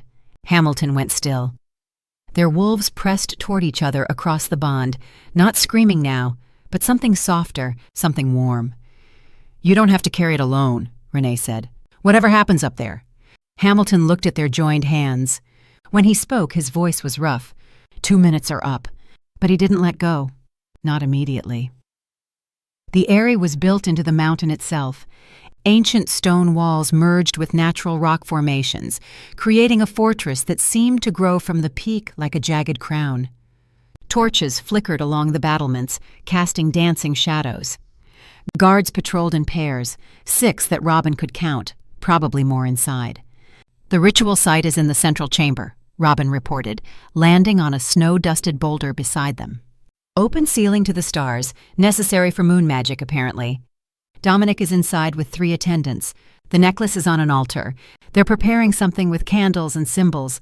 Very dramatic. Very cliché." "How much time do we have?" Hamilton asked. "Based on the lunar positioning and the general pace of villainous monologuing, maybe 20 minutes before whatever he's planning reaches the point of no return." Hamilton unslung his bow, checking the arrows in his quiver. 6 guards outside, 3 inside plus Dominic. I have 8 arrows." "Those numbers don't leave much margin for error," Rene observed. "Then I won't miss." Hamilton's smile was sharp as a blade. "Robin, I need a distraction. Something big. Can you manage it with that wing?" Robin puffed up indignantly.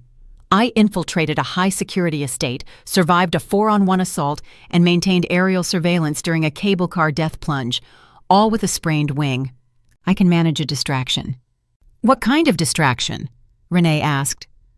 Robin's eyes glinted. "Leave that to me. I've been composing a strongly worded piece of performance art about Crane Pack hospitality. It involves screaming, dive bombing, and targeted defecation.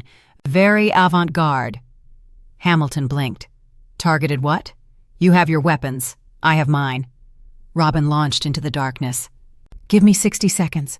They waited, crouched behind the boulder, watching the guards patrol. Rene's heart hammered against her ribs. Beside her, Hamilton was coiled like a spring, bow in hand, breathing slow and measured. 55 seconds, 50-45. A shriek split the night. Not quite owl, not quite human, something primal and absolutely unhinged. One of the guards stumbled backward, hands flying to his face.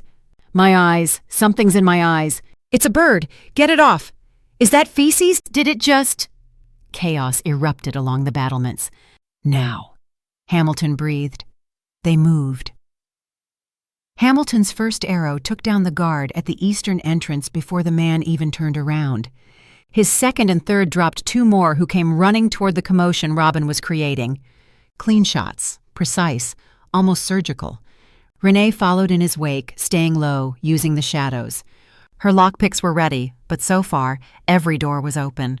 The guards too distracted by the screaming owl demon attacking their colleagues to worry about securing the perimeter. 4 down, Hamilton murmured as they pressed against the wall outside the central chamber. 4 arrows left. Inside, through a crack in the ancient wooden door, Rene could see the ritual space. It was worse than she'd imagined. Dominic Crane stood before a stone altar, the necklace spread across its surface, the moonstone gleaming with a sickly, pulsing light. Dark symbols had been painted on the floor in something that looked disturbingly like blood. 3 hooded attendants chanted in low voices, their words making Rene's wolf bristle with instinctive revulsion. And above it all, the moon hung fat and full through the open ceiling, its light pooling on the altar like liquid silver. "The corruption's already started," Rene whispered. "The stone, it's changing color." She was right. The moonstone, which should have been a clear, luminous white, was darkening at the edges. Shadows crawled through its depths like ink spreading through water. "Then we don't have 20 minutes." Hamilton kicked open the door. His fourth arrow flew before Dominic's guards could react, dropping the first attendant mid-chant. The fifth took the second attendant in the shoulder, spinning him away from the altar. The sixth.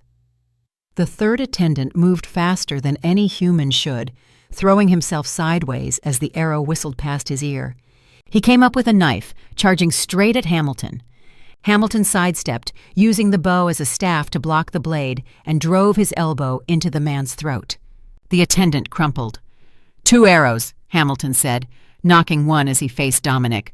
"Let's make this count." Dominic Crane smiled. He was handsome, Rene noted distantly. The kind of handsome that came from generations of careful breeding and absolute certainty in one's own superiority. Dark hair, sharp features, eyes that held all the warmth of a winter grave. "Hamilton Ashford." Dominic's voice echoed through the chamber, smooth as oil. "I wondered if you'd make it. The cable car was supposed to kill you, but I suppose I should have known better. You've always been persistent." "Step away from the altar." Hamilton's bowstring was taut, arrow aimed at Dominic's heart. "The necklace, now!" "Or what? You'll shoot me?" Dominic laughed, his hand hovering over the corrupted moonstone. "You could. I'm sure you want to. But the moment this arrow leaves your bow, my fingers touch this stone, and the corruption completes. Your mother's blessing becomes a curse. Your sister's wolf rejects her chosen mate and becomes receptive to a new claiming." Hamilton's aim didn't waver. "You're bluffing." "Am I?" Dominic's smile widened. "Try me. Shoot. See what happens to sweet Zara when her own soul turns against her." Rene's mind raced. There had to be another way. Dominic was positioned perfectly, the altar behind him, solid stone walls on either side. No angle for a second shot, no way to reach him before his hand reached the stone, unless— "The ceiling," she breathed. Hamilton's eyes flicked to her, then up. Ancient stone columns supported the open roof above the altar, weathered, cracked. One of them leaned slightly, its base eroded by centuries of mountain storms. A massive wooden beam spanned between 2 columns near the northwest corner, secured to the ceiling by thick ropes gone gray with age. If those ropes snapped, the beam would swing down like a battering ram, slamming into the weakened column with enough force to bring it crashing down, right onto the altar, right onto Dominic. "Robin," Rene said quietly into her comm. "The northwest column, the wooden beam above it. Can you see the ropes holding it?" "Affirmative, ancient hemp, frayed. One good strike would sever them." A pause. "I see where you're going with this. I like it. Very theatrical. Can you do it?" "I'm a 12-inch owl with a sprained wing. But for the woman who feeds me freeze-dried voles, I'll find a way." "What are you whispering about?" Dominic's eyes narrowed. "Call off your pet, Ashford, or I'll—" A shadow streaked from the darkness above. Robin dove at the ropes like a feathered missile, talons extended, beak snapping. The ancient hemp shredded under his assault, fibers splitting and snapping. The beam groaned, swung, and crashed into the weakened column with the force of a wrecking ball. Dominic's head snapped up. "What?" Hamilton's 7th arrow flew, not at Dominic, but at the column's cracking base, striking the fracture point with precision. Stone shattered, the column buckled, and fell. Dominic dove away from the altar as tons of ancient stone crashed down, shattering the ritual space in an explosion of dust and debris. The moonstone's sickly glow flickered, the corruption interrupted, not complete but not finished either. "The necklace!" Rene sprinted forward, ducking under falling rubble, her eyes locked on the altar. The stone was still there, half buried in debris but visible. She reached for it. Something hit her from behind. Rene slammed into the ground, the breath driven from her lungs. Dominic stood over her, his face twisted with rage, his boot pressing down on her chest. "You," he snarled. "I don't know who you are, but you've just made a very powerful enemy." He raised his hand, claws extending, wolf surfacing. Hamilton's last arrow took him in the shoulder. Dominic roared, staggering backward, and Rene scrambled to her feet. But Dominic was already moving, already running, not toward them, but toward a hidden passage in the far wall, his hand clutching his wounded shoulder. "Coward!" Hamilton roared, but he had no more arrows, nothing but empty hands and fury. Dominic disappeared into the darkness, and then the ceiling groaned. Rene looked up in horror. The column's collapse had destabilized the entire chamber. Cracks raced across the stone above them like lightning frozen in rock. More columns were swaying. The whole structure was coming down. "Rene, move!" She ran for the altar, grabbed the necklace, stuffed it in her jacket. Turned to run. The second column fell. She saw it in slow motion. The massive stone pillar toppling toward her, too fast to outrun, too heavy to survive. Hamilton slammed into her. They hit the ground together, his body covering hers, as the column crashed down around them. Stone shattered. Dust exploded. Something struck Hamilton's back with a sickening crack, and he made a sound, a grunt, bitten off, terrible. Then, silence. "Milton! Milton!" Rene struggled out from under him, her hands finding his face in the darkness. Dust coated everything. She could barely see, barely breathe. But she could feel him. Feel the blood soaking through his shirt. Feel his chest rising and falling in shallow, ragged breaths. "Robin!" she screamed into the calm. "Robin! Here!" The owl's voice came from somewhere above them, in the open air beyond the collapsed ceiling. "I'm here. I'm alive. What's your status?" "Hamilton's hurt. Badly. We need—" Her voice broke. "We need rescue. Search and rescue. Helicopter. Now!" "The mountain has emergency services. I'm on it." The sound of wing beats faded into the night. Rene turned back to Hamilton. His eyes were open but unfocused, glazed with pain. Blood trickled from his temple. More blood, too much blood, spread beneath him, black in the moonlight. "Hey." She cradled his head in her lap, her hands shaking. "Hey, stay with me. Milton, stay with me." His lips moved. "Necklace. I have it. It's safe. The ritual didn't complete. Zara's fine." Tears burned her eyes. "You saved me. You idiot. You saved me instead of stopping him. Couldn't." He coughed and blood flecked his lips. "Couldn't let you." "Shut up. Don't talk. Just breathe." His hand found hers, weak but deliberate. "My wolf can hear yours." Mate, her wolf was howling. Hurt.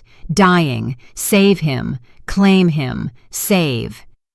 "They won't shut up," Milton whispered, and something like a smile ghosted across his face. "Been screaming. Since the tram." "I know." Rene's tears fell freely now, dropping onto his dusty, blood-streaked face. "I know, I hear them." "Rene!" His eyes were starting to drift closed. I think I would have liked getting to know you." "Don't you dare." She gripped his hand tighter. "Don't you dare talk like this is goodbye. We have a necklace to return. You have a sister to walk down the aisle. You have—" His eyes closed. "Milton! Milton!" His chest still rose and fell, but barely. The blood kept spreading, and her wolf kept screaming louder and louder, a single desperate solution echoing through every fiber of her being. "Claim him. Bond him. Give him your strength." Rene didn't let herself think, didn't let herself doubt. She leaned down, pressed her lips to his, and claimed. The bond exploded open. She'd expected heat, the fire that sparked every time they touched. But this was different. This was a flood, a tidal wave, a connection so deep and complete that she couldn't tell where she ended and he began. "Mate," their wolves sang together. "Finally, complete, ours." Through the bond, she could feel him, his fading heartbeat, his dimming consciousness, the cold creeping through his limbs. She could feel how close he was to slipping away. No. Rene poured herself into the connection, every ounce of strength she had, every beat of her heart. She didn't know if it would work, a one-sided claiming, a bond he hadn't accepted. But she didn't care. "You don't get to die," she told him through the bond. "You don't get to leave. Your sister needs you. Your pack needs you. A pause. I need you.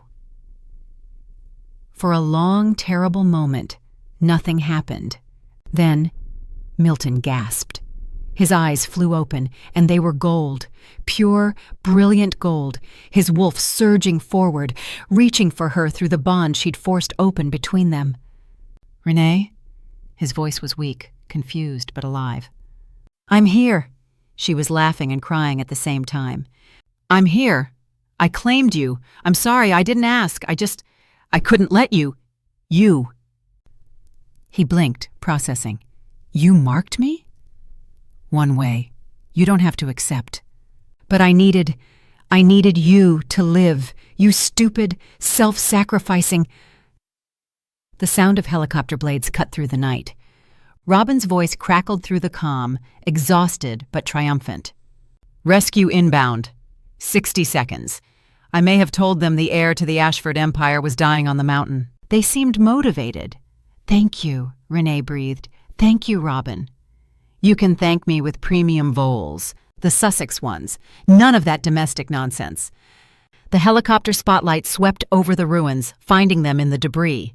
Rene waved frantically with one arm, her other hand still clutching Milton's. "We're here!" she shouted as the chopper descended. "We're all right, She looked down. Milton's eyes had closed again. His hand had gone slack in hers. Chapter 7. Consciousness returned in fragments, beeping machines. The sharp smell of antiseptic. Something soft beneath him. A bed, not cold stone. And warmth. Warmth wrapped around his hand, anchoring him to the world. Milton opened his eyes. Hospital room. Private from the look of it. Expensive equipment, fresh flowers on the windowsill, afternoon sunlight streaming through gauze curtains. His body felt like it had been disassembled and put back together by someone working from memory. But he was alive. Fractured ribs, 3 of them, plus a hairline fracture on the 4th. Punctured lung, now reinflated. Severe contusions across the entire dorsal region. Moderate concussion. Blood loss requiring 2 transfusions. Lacerations on the— "Robin," Rene's voice, exhausted but fond. "I heard the doctor the first time. I'm ensuring retention. Medical information is critical." Robin sat on the bedside table, his injured wing now properly splinted and wrapped. "Also, I want him to understand the full scope of what his reckless heroism cost his skeletal structure. 3 fractured ribs, Hamilton. 3. Do you know how many ribs a person has? 24. He broke 12% of them in a single act of theatrical self-sacrifice." 12.5%, Milton rasped. Robin's head swiveled toward him. "You're awake." "Milton." Rene was at his side instantly, her hand tightening around his. Her eyes were red-rimmed, shadowed with exhaustion, and she was still wearing the same dusty, blood-stained clothes from the mountain. She looked like she hadn't slept in days. She looked beautiful. Rene's thumb traced circles on the back of his hand. "You've been in and out, mostly out. The doctors were concerned." "They used the word miraculous several times," Robin added. "Apparently your vitals stabilized far faster than expected. They're attributing it to superior genetics and stubborn will to live." He paused. "I attribute it to the fact that you were marked by your mate and are too emotionally repressed to die before processing that information." Milton's gaze dropped to Rene's face. The bond hummed between them, new and strange and impossibly present. He could feel her exhaustion, her relief, her fear. He could feel how close she'd come to losing him and how hard she'd fought to keep him tethered. "You claimed me," he said quietly. Rene's jaw tightened. "You were dying. I didn't have time to ask permission." "I wasn't complaining." Her eyes widened. "I felt you." Milton's voice was rough, scraped raw from disuse and something deeper. "Through the bond. You told me I didn't get to die, that my sister needed me, my pack needed me." He held her gaze. "You said you needed me." Color flooded Rene's cheeks. "You were unconscious. I didn't think you'd remember." "I remember everything." Silence fell between them. The heart monitor beeped steadily. Robin made a show of examining his splinted wing. giving them what passed for privacy from a 12-inch owl with no concept of personal boundaries. Rene. Milton tugged gently on her hand, pulling her closer. The bond is one-sided right now. You marked me, but I haven't. You don't have to. Rene's voice was firm, but he could feel her uncertainty through the connection, her fear of rejection, her desperate hope. I told you on the mountain. You don't have to accept. It can stay one way. I just needed you to live. I didn't expect. Milton kissed her. It wasn't gentle, wasn't tentative. It was acclaiming, his wolf surging forward, his teeth catching her lower lip, his hand tangling in her hair to hold her close. He poured everything into it. Acceptance, recognition, mine. The bond ignited. What had been a one-way current became a flood, rushing in both directions, filling every empty space between them. He could feel her, really feel her now. Her fierce heart, her stubborn loyalty, her bone-deep terror at almost losing him, and underneath it all, something that might have been the beginning of love. Mate! Their wolves sang in unison, complete, finally, ours.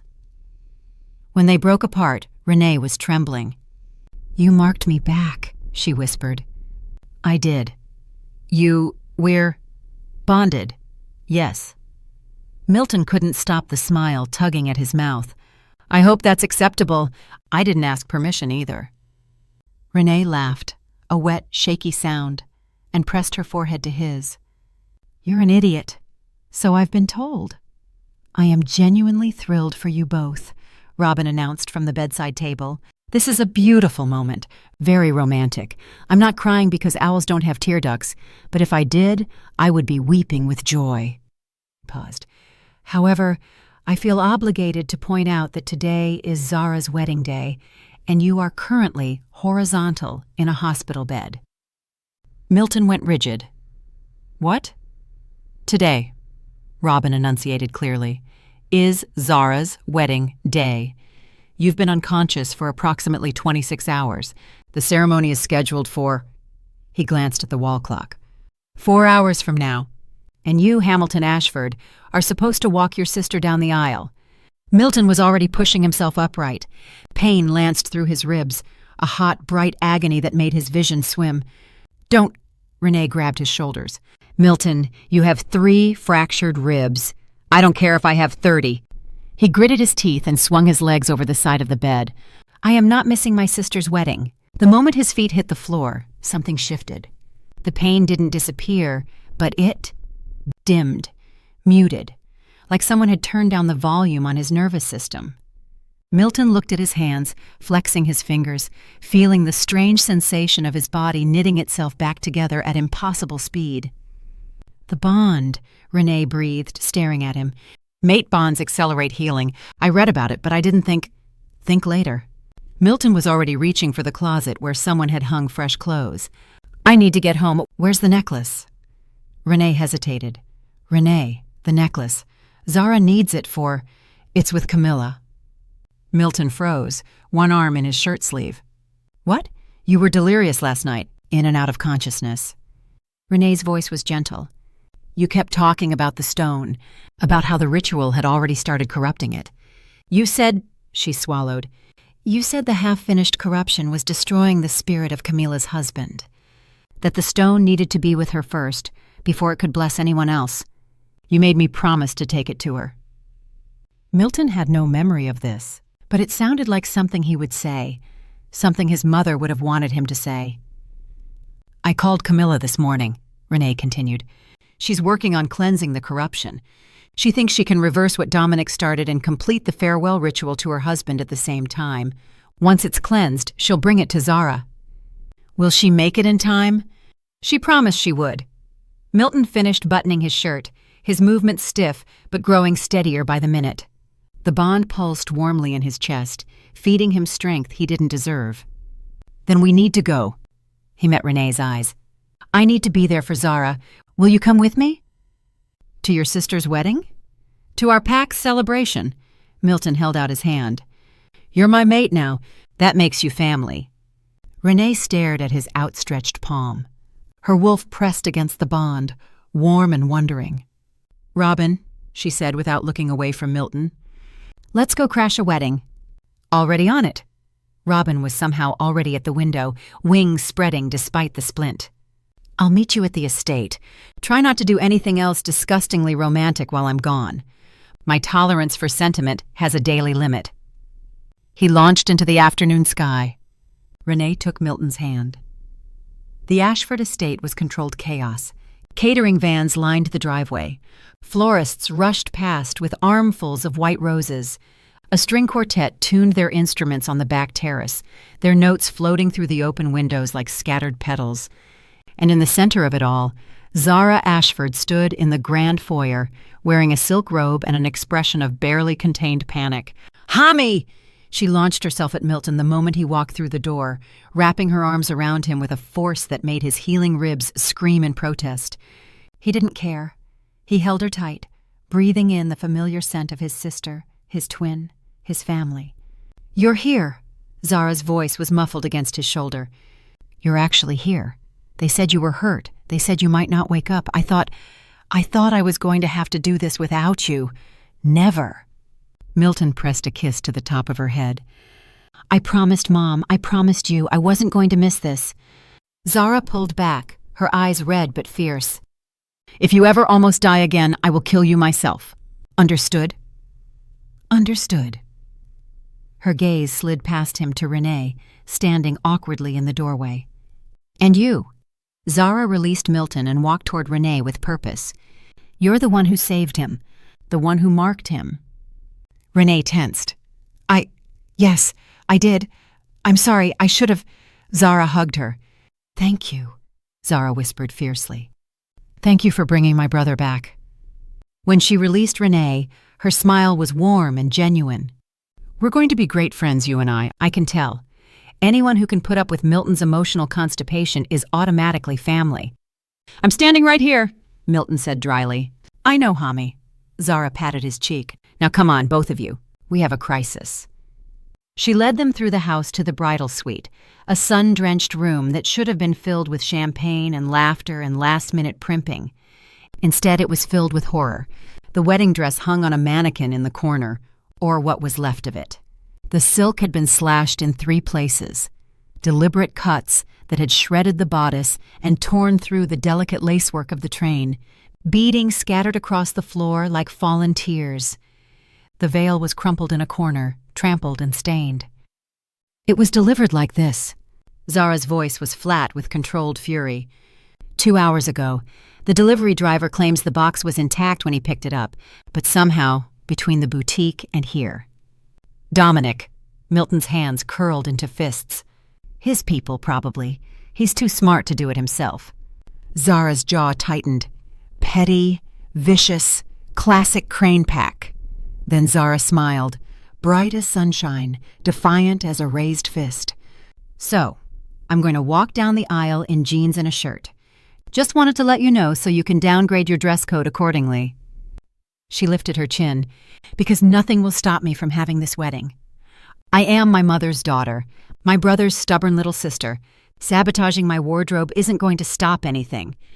Rene was already moving toward the dress, her eyes scanning the damage with professional assessment. "The cuts are clean," she murmured, running her fingers along the torn edges. "Deliberate. They wanted it to look ruined, but—" She crouched, examining the hem. "The underlying structure is intact. The boning, the seams, they only damaged the surface layers." "And?" Zara asked. Rene looked up, a slow smile spreading across her face. "I'm a fashion designer. I fix things like this before breakfast." Her smile sharpened. "Robin!" A flutter of wings at the window. "Present." "My studio, the emergency kit, the big one, and the bolt of ivory silk from the Marchetti order. And my grandmother's lace collection, the French pieces. That's a significant payload for a 12-inch owl with a sprained wing." Robin tilted his head. "But I'll do it for a guaranteed lifetime supply of premium Sussex voles. Ethically sourced. Small batch. Non-negotiable." "Done." Robin puffed up, his dignity visibly restoring. 20 minutes. Prepare a workspace." He launched from the windowsill and vanished into the afternoon sun. Zara pulled out her phone, already dialing. Let me tell Adamson the dress crisis is handled. He was ready to marry me in his gym shorts out of solidarity. She pressed the phone to her ear, waiting. Her smile flickered. Hello, husband-to-be. Dress situation is sorted. You can abandon the jeans and get back in your tux. Her voice trailed off. The smile died. Adam? Zara's brow furrowed. Adamson Reed, are you there? She pulled the phone away, stared at the screen, pressed it back to her ear. What the? I'm talking to his voicemail. Hamilton's wolf stirred, uneasy. He pulled out his own phone and called Jamie, the pack member closest to Adamson, his best man for the day. The call connected before the first ring finished. Alpha, Jamie's voice was tight. I was about to call you. Where's Adamson? A pause. Then, I don't know exactly, but I think he's going after Dominic. Hamilton's blood went cold. What? He found out about the dress, about what Crane Pack did, and he... Jamie exhaled. He said he was done waiting for Dominic to be dealt with. A beta challenging an alpha. Hamilton lowered his voice. That's a death sentence. I know, Alpha. I tried to stop him. He wouldn't listen. Zara had gone pale, her phone clutched in white-knuckled fingers. She'd heard enough. Hamilton was already moving toward the door. Get 10 pack members. Meet me at the front gate in 5 minutes. We're bringing him back. Milton, wait. Rene grabbed his arm. You have 3 fractured ribs. You nearly died yesterday. And Adamson is about to die today if I don't stop him. Hamilton met her eyes, his wolf blazing behind his gaze. He's my beta, my responsibility. I'm not letting Dominic take anyone else from my family. Then I'm coming with you. Absolutely not. You need to stay here. It's safe. Like hell, Rene said. Like hell, Zara echoed, stepping up beside her. Hamilton stared at them, his mate and his sister standing shoulder to shoulder, wearing identical expressions of stubborn fury. His wolf, despite everything, felt something dangerously close to pride. Chapter 8. The Crane Pack compound sprawled across a valley clearing like a scar on the landscape. Hamilton's car skidded to a stop at the perimeter, gravel spraying. Through the windshield, he could see the challenge ring, a circle of packed earth surrounded by torches, ancient pack tradition demanding witnesses for formal combat. And in the center of that ring, Adamson Reed was getting the hell beaten out of him. No! Zara's voice cracked from the back seat. No. No. No. Hamilton was already out of the car, his wolf surging forward, his healing ribs screaming in protest. Behind him, Rene and Zara followed, with Robin gliding overhead despite his splinted wing. The Crane Pack wolves had gathered around the ring, 30, maybe 40 of them, watching their alpha systematically dismantle a beta who dared to challenge above his station. Dominic fought in human form, as tradition demanded for formal challenges, but his movements were wolf-fast, wolf-brutal. Blood splattered the packed earth with every blow. Adamson staggered, one eye swollen shut, his lip split, his shirt torn and soaked crimson. But he didn't fall, didn't yield. He raised his fists and kept fighting. Adamson! Zara screamed, lunging toward the ring. Hamilton caught her arm. Wait. He's dying. He's fighting. Hamilton's grip tightened, holding her back. For you. For his place.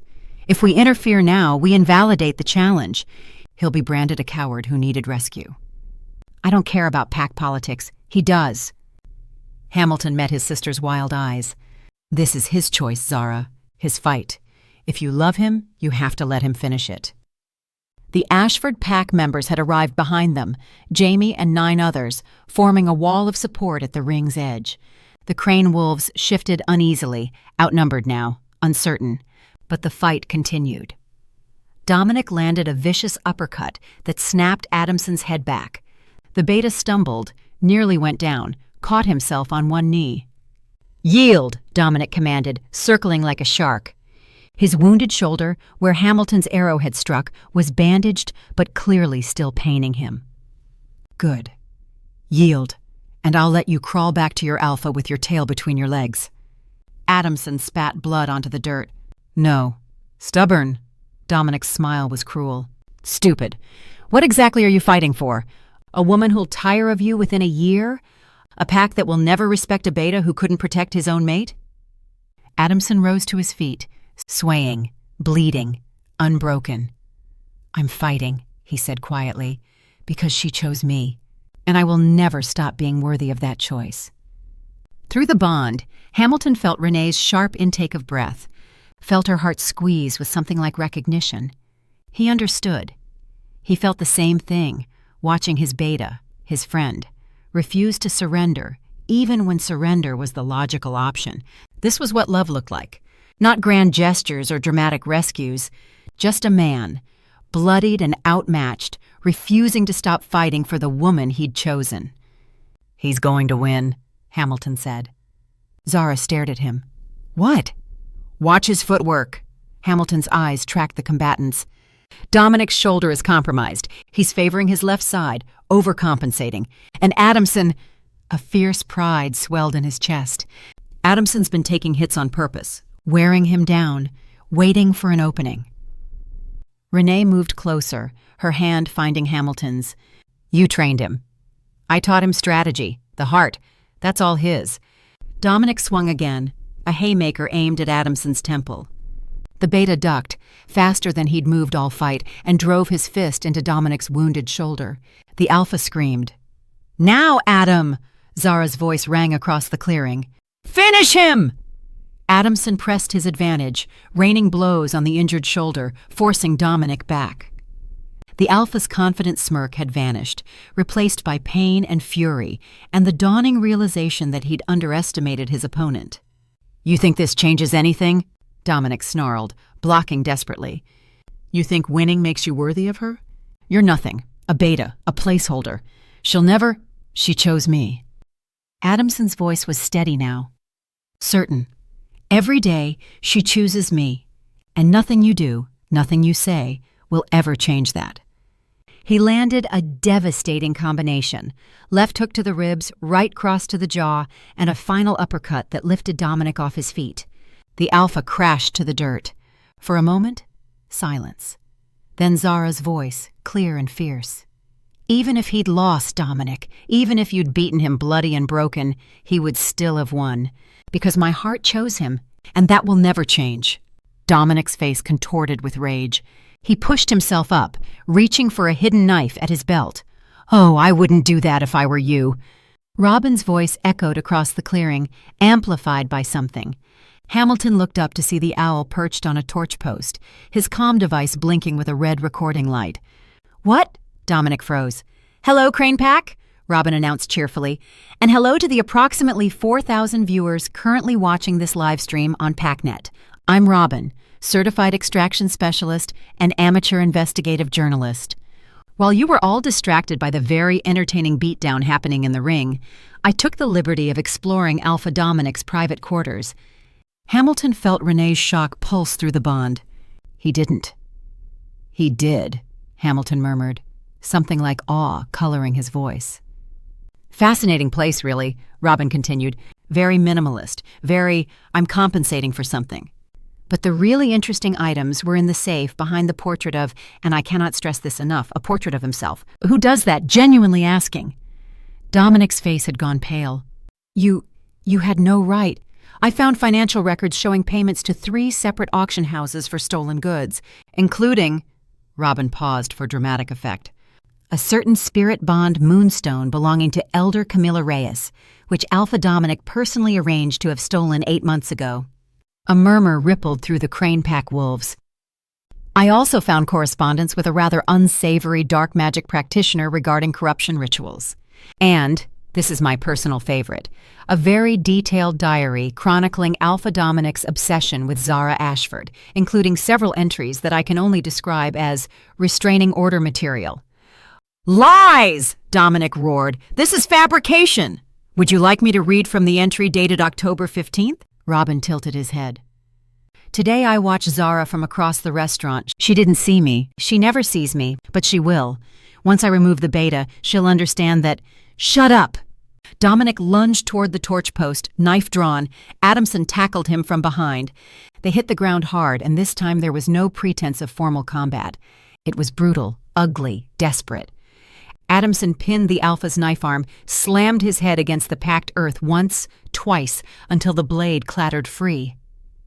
"Yield," Adamson growled, his knee on Dominic's spine. "Or I swear to every ancestor watching, I will end you right here." Dominic thrashed, struggled, met the eyes of his pack, and found no support there. Only shock, disgust, the slow dawning of betrayal. "The diary entries continue," Robin added helpfully. "Shall I keep reading? There's a particularly compelling section about his plans to—" "I yield!" The words tore from Dominic's throat like broken glass. Silence fell over the compound. Heavy. Absolute. Adamson didn't move. "Louder, so everyone hears." "I yield," Dominic's voice cracked. "I yield the challenge. I yield everything." "The formal challenge is concluded," Hamilton announced, stepping forward. His alpha authority rolled through the clearing. Undeniable. "By the laws of our ancestors, Dominic Crane has been defeated in fair combat.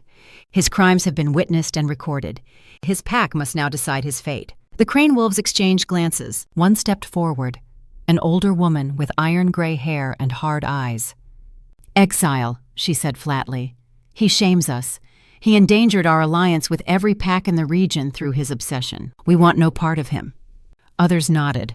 Murmured agreement spread through the crowd. "Exile it is," Hamilton said. "Dominic Crane, you have until sunset to leave this territory. If you're seen in any allied pack's domain again, your life is forfeit." Adamson released him, stepped back. Dominic scrambled to his feet, wild-eyed, humiliated.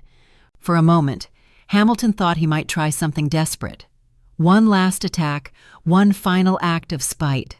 Instead, the former Alpha turned and ran, no dignity, no defiance, just a broken man fleeing the consequences of his own cruelty. Robin tracked his retreat with the camera. "And there he goes, folks. Alpha Dominic Crane running away like a startled squirrel. This has been Robin, reporting live from the collapse of a mediocre villain's ego. Don't forget to like and subscribe." He clicked off the recording. In the silence that followed, Zara ran to Adamson. She threw her arms around him, heedless of the blood, the dirt, the chaos. He caught her, held her tight, buried his face in her hair. "You idiot," she whispered. "You absolute idiot. You could have died."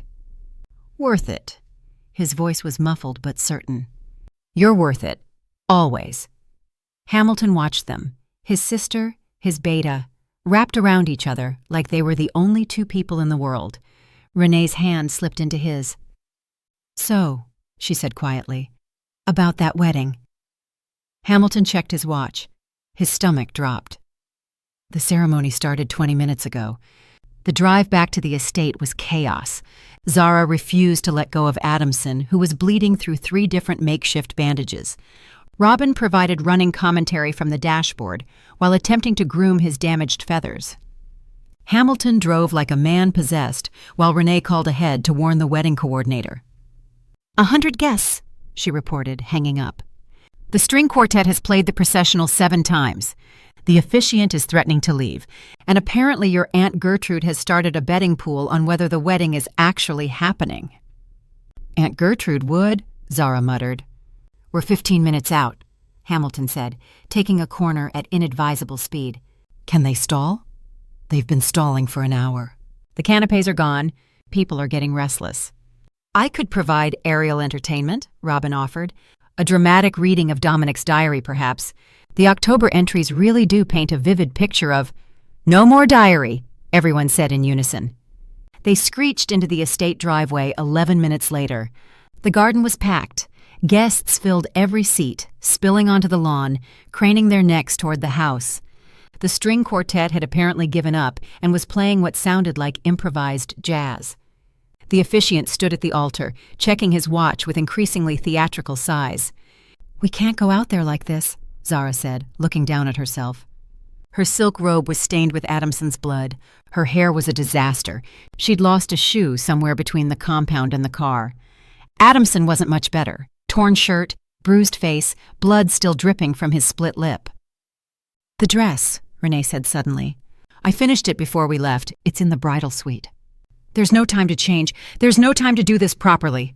Zara grabbed Adamson's hand, her chin lifting with familiar Ashford stubbornness. "But we're not doing it properly. We're doing it our way." She kicked off her remaining shoe. "Zara," Hamilton started. "I am walking down that aisle in 5 minutes," his sister announced. "In this robe, covered in my fiancé's blood, with leaves in my hair. And I am marrying the man who just fought a psychotic alpha to defend my honor. Anyone who has a problem with that can take it up with Robin and his live stream." "The stream is still active," Robin confirmed. "We have 12,000 viewers now. The comments are very supportive. Someone named Wolf Mama 42 says, and I quote, 'This is the most romantic thing I've ever seen. Get married already.'" "See?" Zara grinned. "The people have spoken." She strode toward the garden, barefoot and bloody and absolutely radiant. Adamson followed, his beaten face split by the widest smile Hamilton had ever seen on the man. Hamilton looked at Rene. "Well," he said, "shall we?" She was still wearing her dusty mountain clothes. He was in the shirt he'd buttoned wrong at the hospital. They were both exhausted, battered, and covered in the debris of the past 48 hours. His mate smiled at him. "Wouldn't miss it." The wedding was a disaster. It was also somehow perfect. Zara walked down the aisle on Hamilton's arm, her robe trailing behind her like an avant-garde gown. The guests gasped, murmured, and then, led by Aunt Gertrude, who'd apparently won her own betting pool, began to applaud. Adamson waited at the altar, swaying slightly, held upright by sheer willpower and Jamie's discreet hand on his elbow. His face was a mess of bruises and dried blood. He looked at Zara like she was the sun coming up after the longest night of his life. The officiant took one look at them, closed his prepared remarks, and said, "Should I even ask if anyone objects, or have we all had enough drama for one day?" Laughter rippled through the crowd. "Dearly beloved," he continued, "we are gathered here to witness what I can only describe as the most unconventional wedding in my 30-year career. The bride is wearing a bathrobe. The groom appears to have recently lost a fight with a wood chipper, and I'm told there's an owl live streaming this to the internet." 12,000 viewers! Robin called from his perch on a nearby trellis. 15 now. We're trending. Wonderful! The officiant shook his head. "Let's proceed before anything else happens." He turned to Adamson. "Do you, Adamson Reed, take this woman to be your lawfully wedded wife, to have and to hold in sickness and in health, in formal attire and in whatever this is?" Adamson's voice was rough, broken, absolutely certain. "I do." "And do you, Zara Ashford, take this man to be your lawfully wedded husband, despite his apparent inability to stay out of fights and his questionable decision-making regarding alpha challenges?" Zara laughed, tears streaming down her face. "I do, forever, no matter what." "Then by the power vested in me—" "Wait!" The crowd turned. Elder Camilla stood at the garden entrance, small and fierce, clutching a velvet box in her weathered hands. She was breathing hard, her white hair escaping its pins, but her eyes were bright with triumph. "The blessing," she gasped. "I finished it. The stone is cleansed." She made her way down the aisle, guests parting before her like water. When she reached the altar, she opened the box. The moonstone gleamed inside, pure white now, all traces of corruption gone. It seemed to glow with its own inner light, pulsing gently like a heartbeat. "This stone has witnessed 63 years of love," Camilla said, her voice carrying across the silent garden. "My love, my husband's love, and today it carries his blessing to you, child." She lifted the necklace and placed it around Zara's neck. "But it also carries another blessing," Camilla continued, "from a mother who couldn't be here, a mother who loved you enough to give her last breath, ensuring your happiness." Tears streamed down Zara's face. Camilla smiled, old eyes twinkling. "2 blessings, 2 generations of love, 3 now, because I add my own. May your bond be as strong as the stone that carries it. May your love outlast every challenge, and may you never, ever have a wedding as chaotic as this one." The crowd laughed, wet and warm. The officiant cleared his throat. "As I was saying, by the power vested in me, I now pronounce you husband and wife. Kiss already, before something else interrupts." Adamson pulled Zara into his arms and kissed her like the world was ending and beginning all at once. The crowd erupted. Hamilton felt Rene's hand find his. Through the bond, he felt her joy, her relief, her overwhelming sense of rightness. 23,000 viewers, Robin announced. We've crashed the PACnet servers. This is officially the most watched wedding in Shifter history. Then, Aunt Gertrude's voice cut through the applause, sharp and delighted. Now what about the other Ashford twin?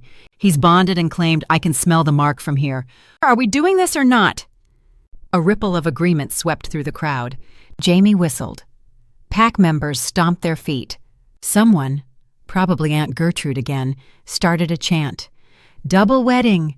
Double wedding! 28,000 viewers, Robin reported gleefully.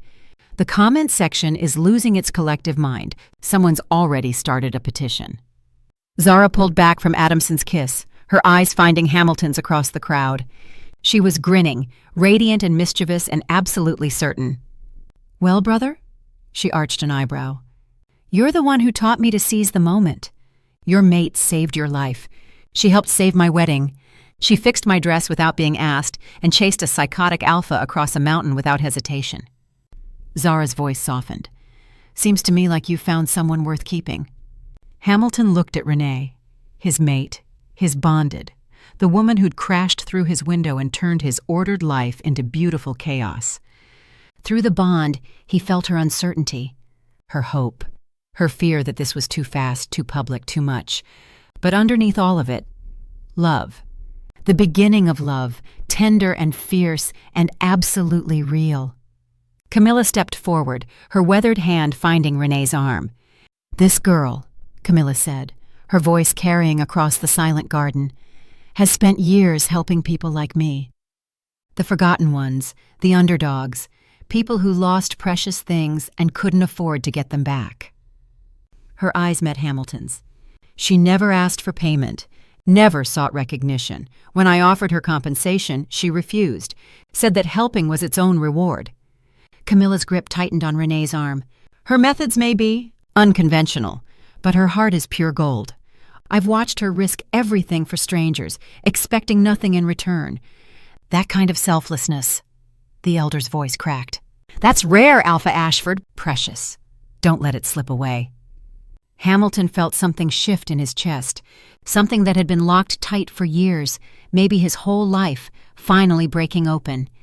He thought of his mother, of her dying wish, not just for Zara's happiness, but for his. For him to find someone who saw past the alpha, past the control, past the walls he'd built so carefully.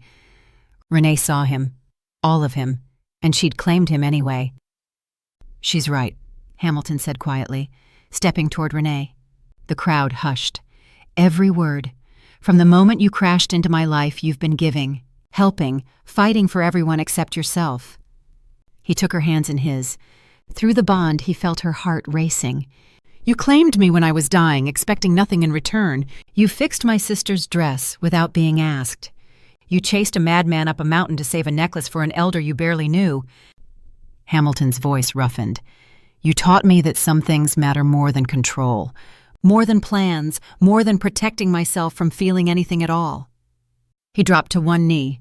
The crowd gasped. Robin made a sound that might have been a sob. I can't give you a ring.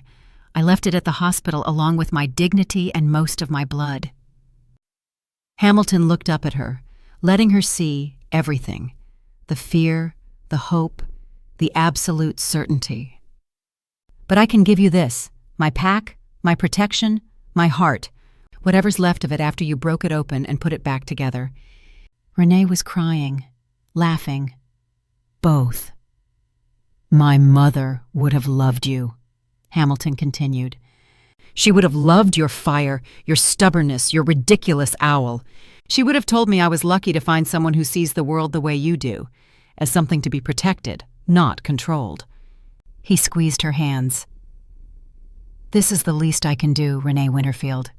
After everything you've given, everything you've sacrificed, let me give you this. Let me make you happy. Let me spend the rest of my life being worthy of the mate who saved me. He paused, his wolf pressing forward, his voice dropping to something raw and vulnerable. "Will you marry me? Right here, right now, in front of the entire internet and my extremely opinionated aunt?" 32,000 viewers, Robin whispered. "The server is actually on fire. This is unprecedented." Rene laughed, a wet, breathless sound, and pulled Hamilton to his feet. "You impossible man," she said. "You absolute disaster of an alpha. Yes, yes, of course, yes." The crowd exploded. Hamilton kissed her, properly, thoroughly, his wolf howling in triumph, while Aunt Gertrude shouted something about champagne and Robin provided color commentary for his 32,000 viewers. When they broke apart, the officiant was already beckoning them to the altar, his earlier impatience replaced by something that looked suspiciously like tears. "Might as well," he said, his voice thick. "I've already thrown out the script. What's one more couple?" They stood at the altar together, Hamilton and Rene beside Zara and Adamson, two brides in bloody robes and dusty mountain clothes, two grooms in torn shirts and hospital wrong buttons, bruised and battered and grinning like fools. It was a perfect disaster in every way. "Dearly beloved," the officiant began again, shaking his head with fond exasperation. "We are gathered here, again, to witness what I can now only describe as the most unconventional double wedding in recorded history." 35,000 viewers, Robin announced from his perch. "Someone just offered me a book deal. I'm considering it." The officiant ignored him. "Do you, Hamilton Ashford, take this woman, this cat burglar, owl handler, and apparent chaos agent to be your lawfully wedded wife?" "I do." Hamilton's voice was steady, certain. "For all the chaos, because of all the chaos." "And do you, Rene Winterfield, take this man, this emotionally repressed, arrow-wielding, entirely too stubborn alpha to be your lawfully wedded husband?" Rene grinned. "I do. Someone has to keep him humble." "Then by the power vested in me, and with the blessing of the internet apparently, I pronounce you both husband and wife. Husbands and wives, all of you. Everyone's married now." The officiant threw up his hands. "Kiss. Go. Before something else happens." Hamilton pulled Rene into his arms. Through the bond, he felt everything. Her joy, her love, her complete and absolute certainty that this chaotic, impossible, perfect moment was exactly where they were meant to be. Their wolves sang together, mate, bonded, forever. He kissed her. The crowd roared. The string quartet gave up entirely and started playing something that might have been a victory march. Aunt Gertrude was openly weeping. Somewhere in the chaos, Zara was laughing and crying and kissing Adamson again. And Robin, loyal, ridiculous, irreplaceable Robin, spread his wings on the trellis and addressed his audience one final time. "Ladies and gentlemen," he announced, "you have just witnessed the Ashford double wedding disaster. 2 couples, 4 people covered in blood, 1 officiant who deserves a raise, and approximately 0 things going according to plan." He puffed out his chest feathers with immense satisfaction. "This has been Robin, certified extraction specialist, amateur investigative journalist, and now apparently wedding commentator. Thank you for watching. Don't forget to like and subscribe." He clicked off the stream. Then he looked down at the chaos below, at his partner and her new husband, at their family and pack, and the beautiful disaster they'd made together, and felt something warm settle in his hollow-boned chest. 40,000 viewers, he murmured to himself, and worth every single one. In the garden below, Hamilton held his mate, his wife, his impossible second chance, and for the first time in longer than he could remember, he let himself feel everything. It was a perfect disaster. It was exactly right. And that's The Perfect Disaster, written by D.N. Leo, narrated by Jessica Lee. A heist that went sideways, a bond neither of them wanted, a wedding that became 2, and an owl who turned the whole thing into the most watched live stream in shifter history. If you loved Hamilton, Rene, and Robin's chaos, smash that like button and tell me in the comments, what was your favorite moment? The runaway tram? The bloody bathrobe wedding? Robin reading Dominic's diary to 4,000 viewers? I read every single comment, and I love hearing what made you laugh, swoon, or yell at your screen. Don't forget, there's a free bonus chapter waiting for you. Robin's Grand Romantic Proposal, 40,000 live stream viewers, a forensic accountant owl named Ophelia, and ear tufts that get absolutely roasted. Link in the description and pinned in the first comment. If you're new here, hit subscribe and the notification bell so you never miss a story. New audiobooks drop every few days, and trust me, you don't want to miss what's coming next. For even more shifter romances, bonus chapters, and the complete collection, visit happynovels.com. Thank you for listening. Thank you for being here. And remember, some disasters are worth falling into. See you in the next story.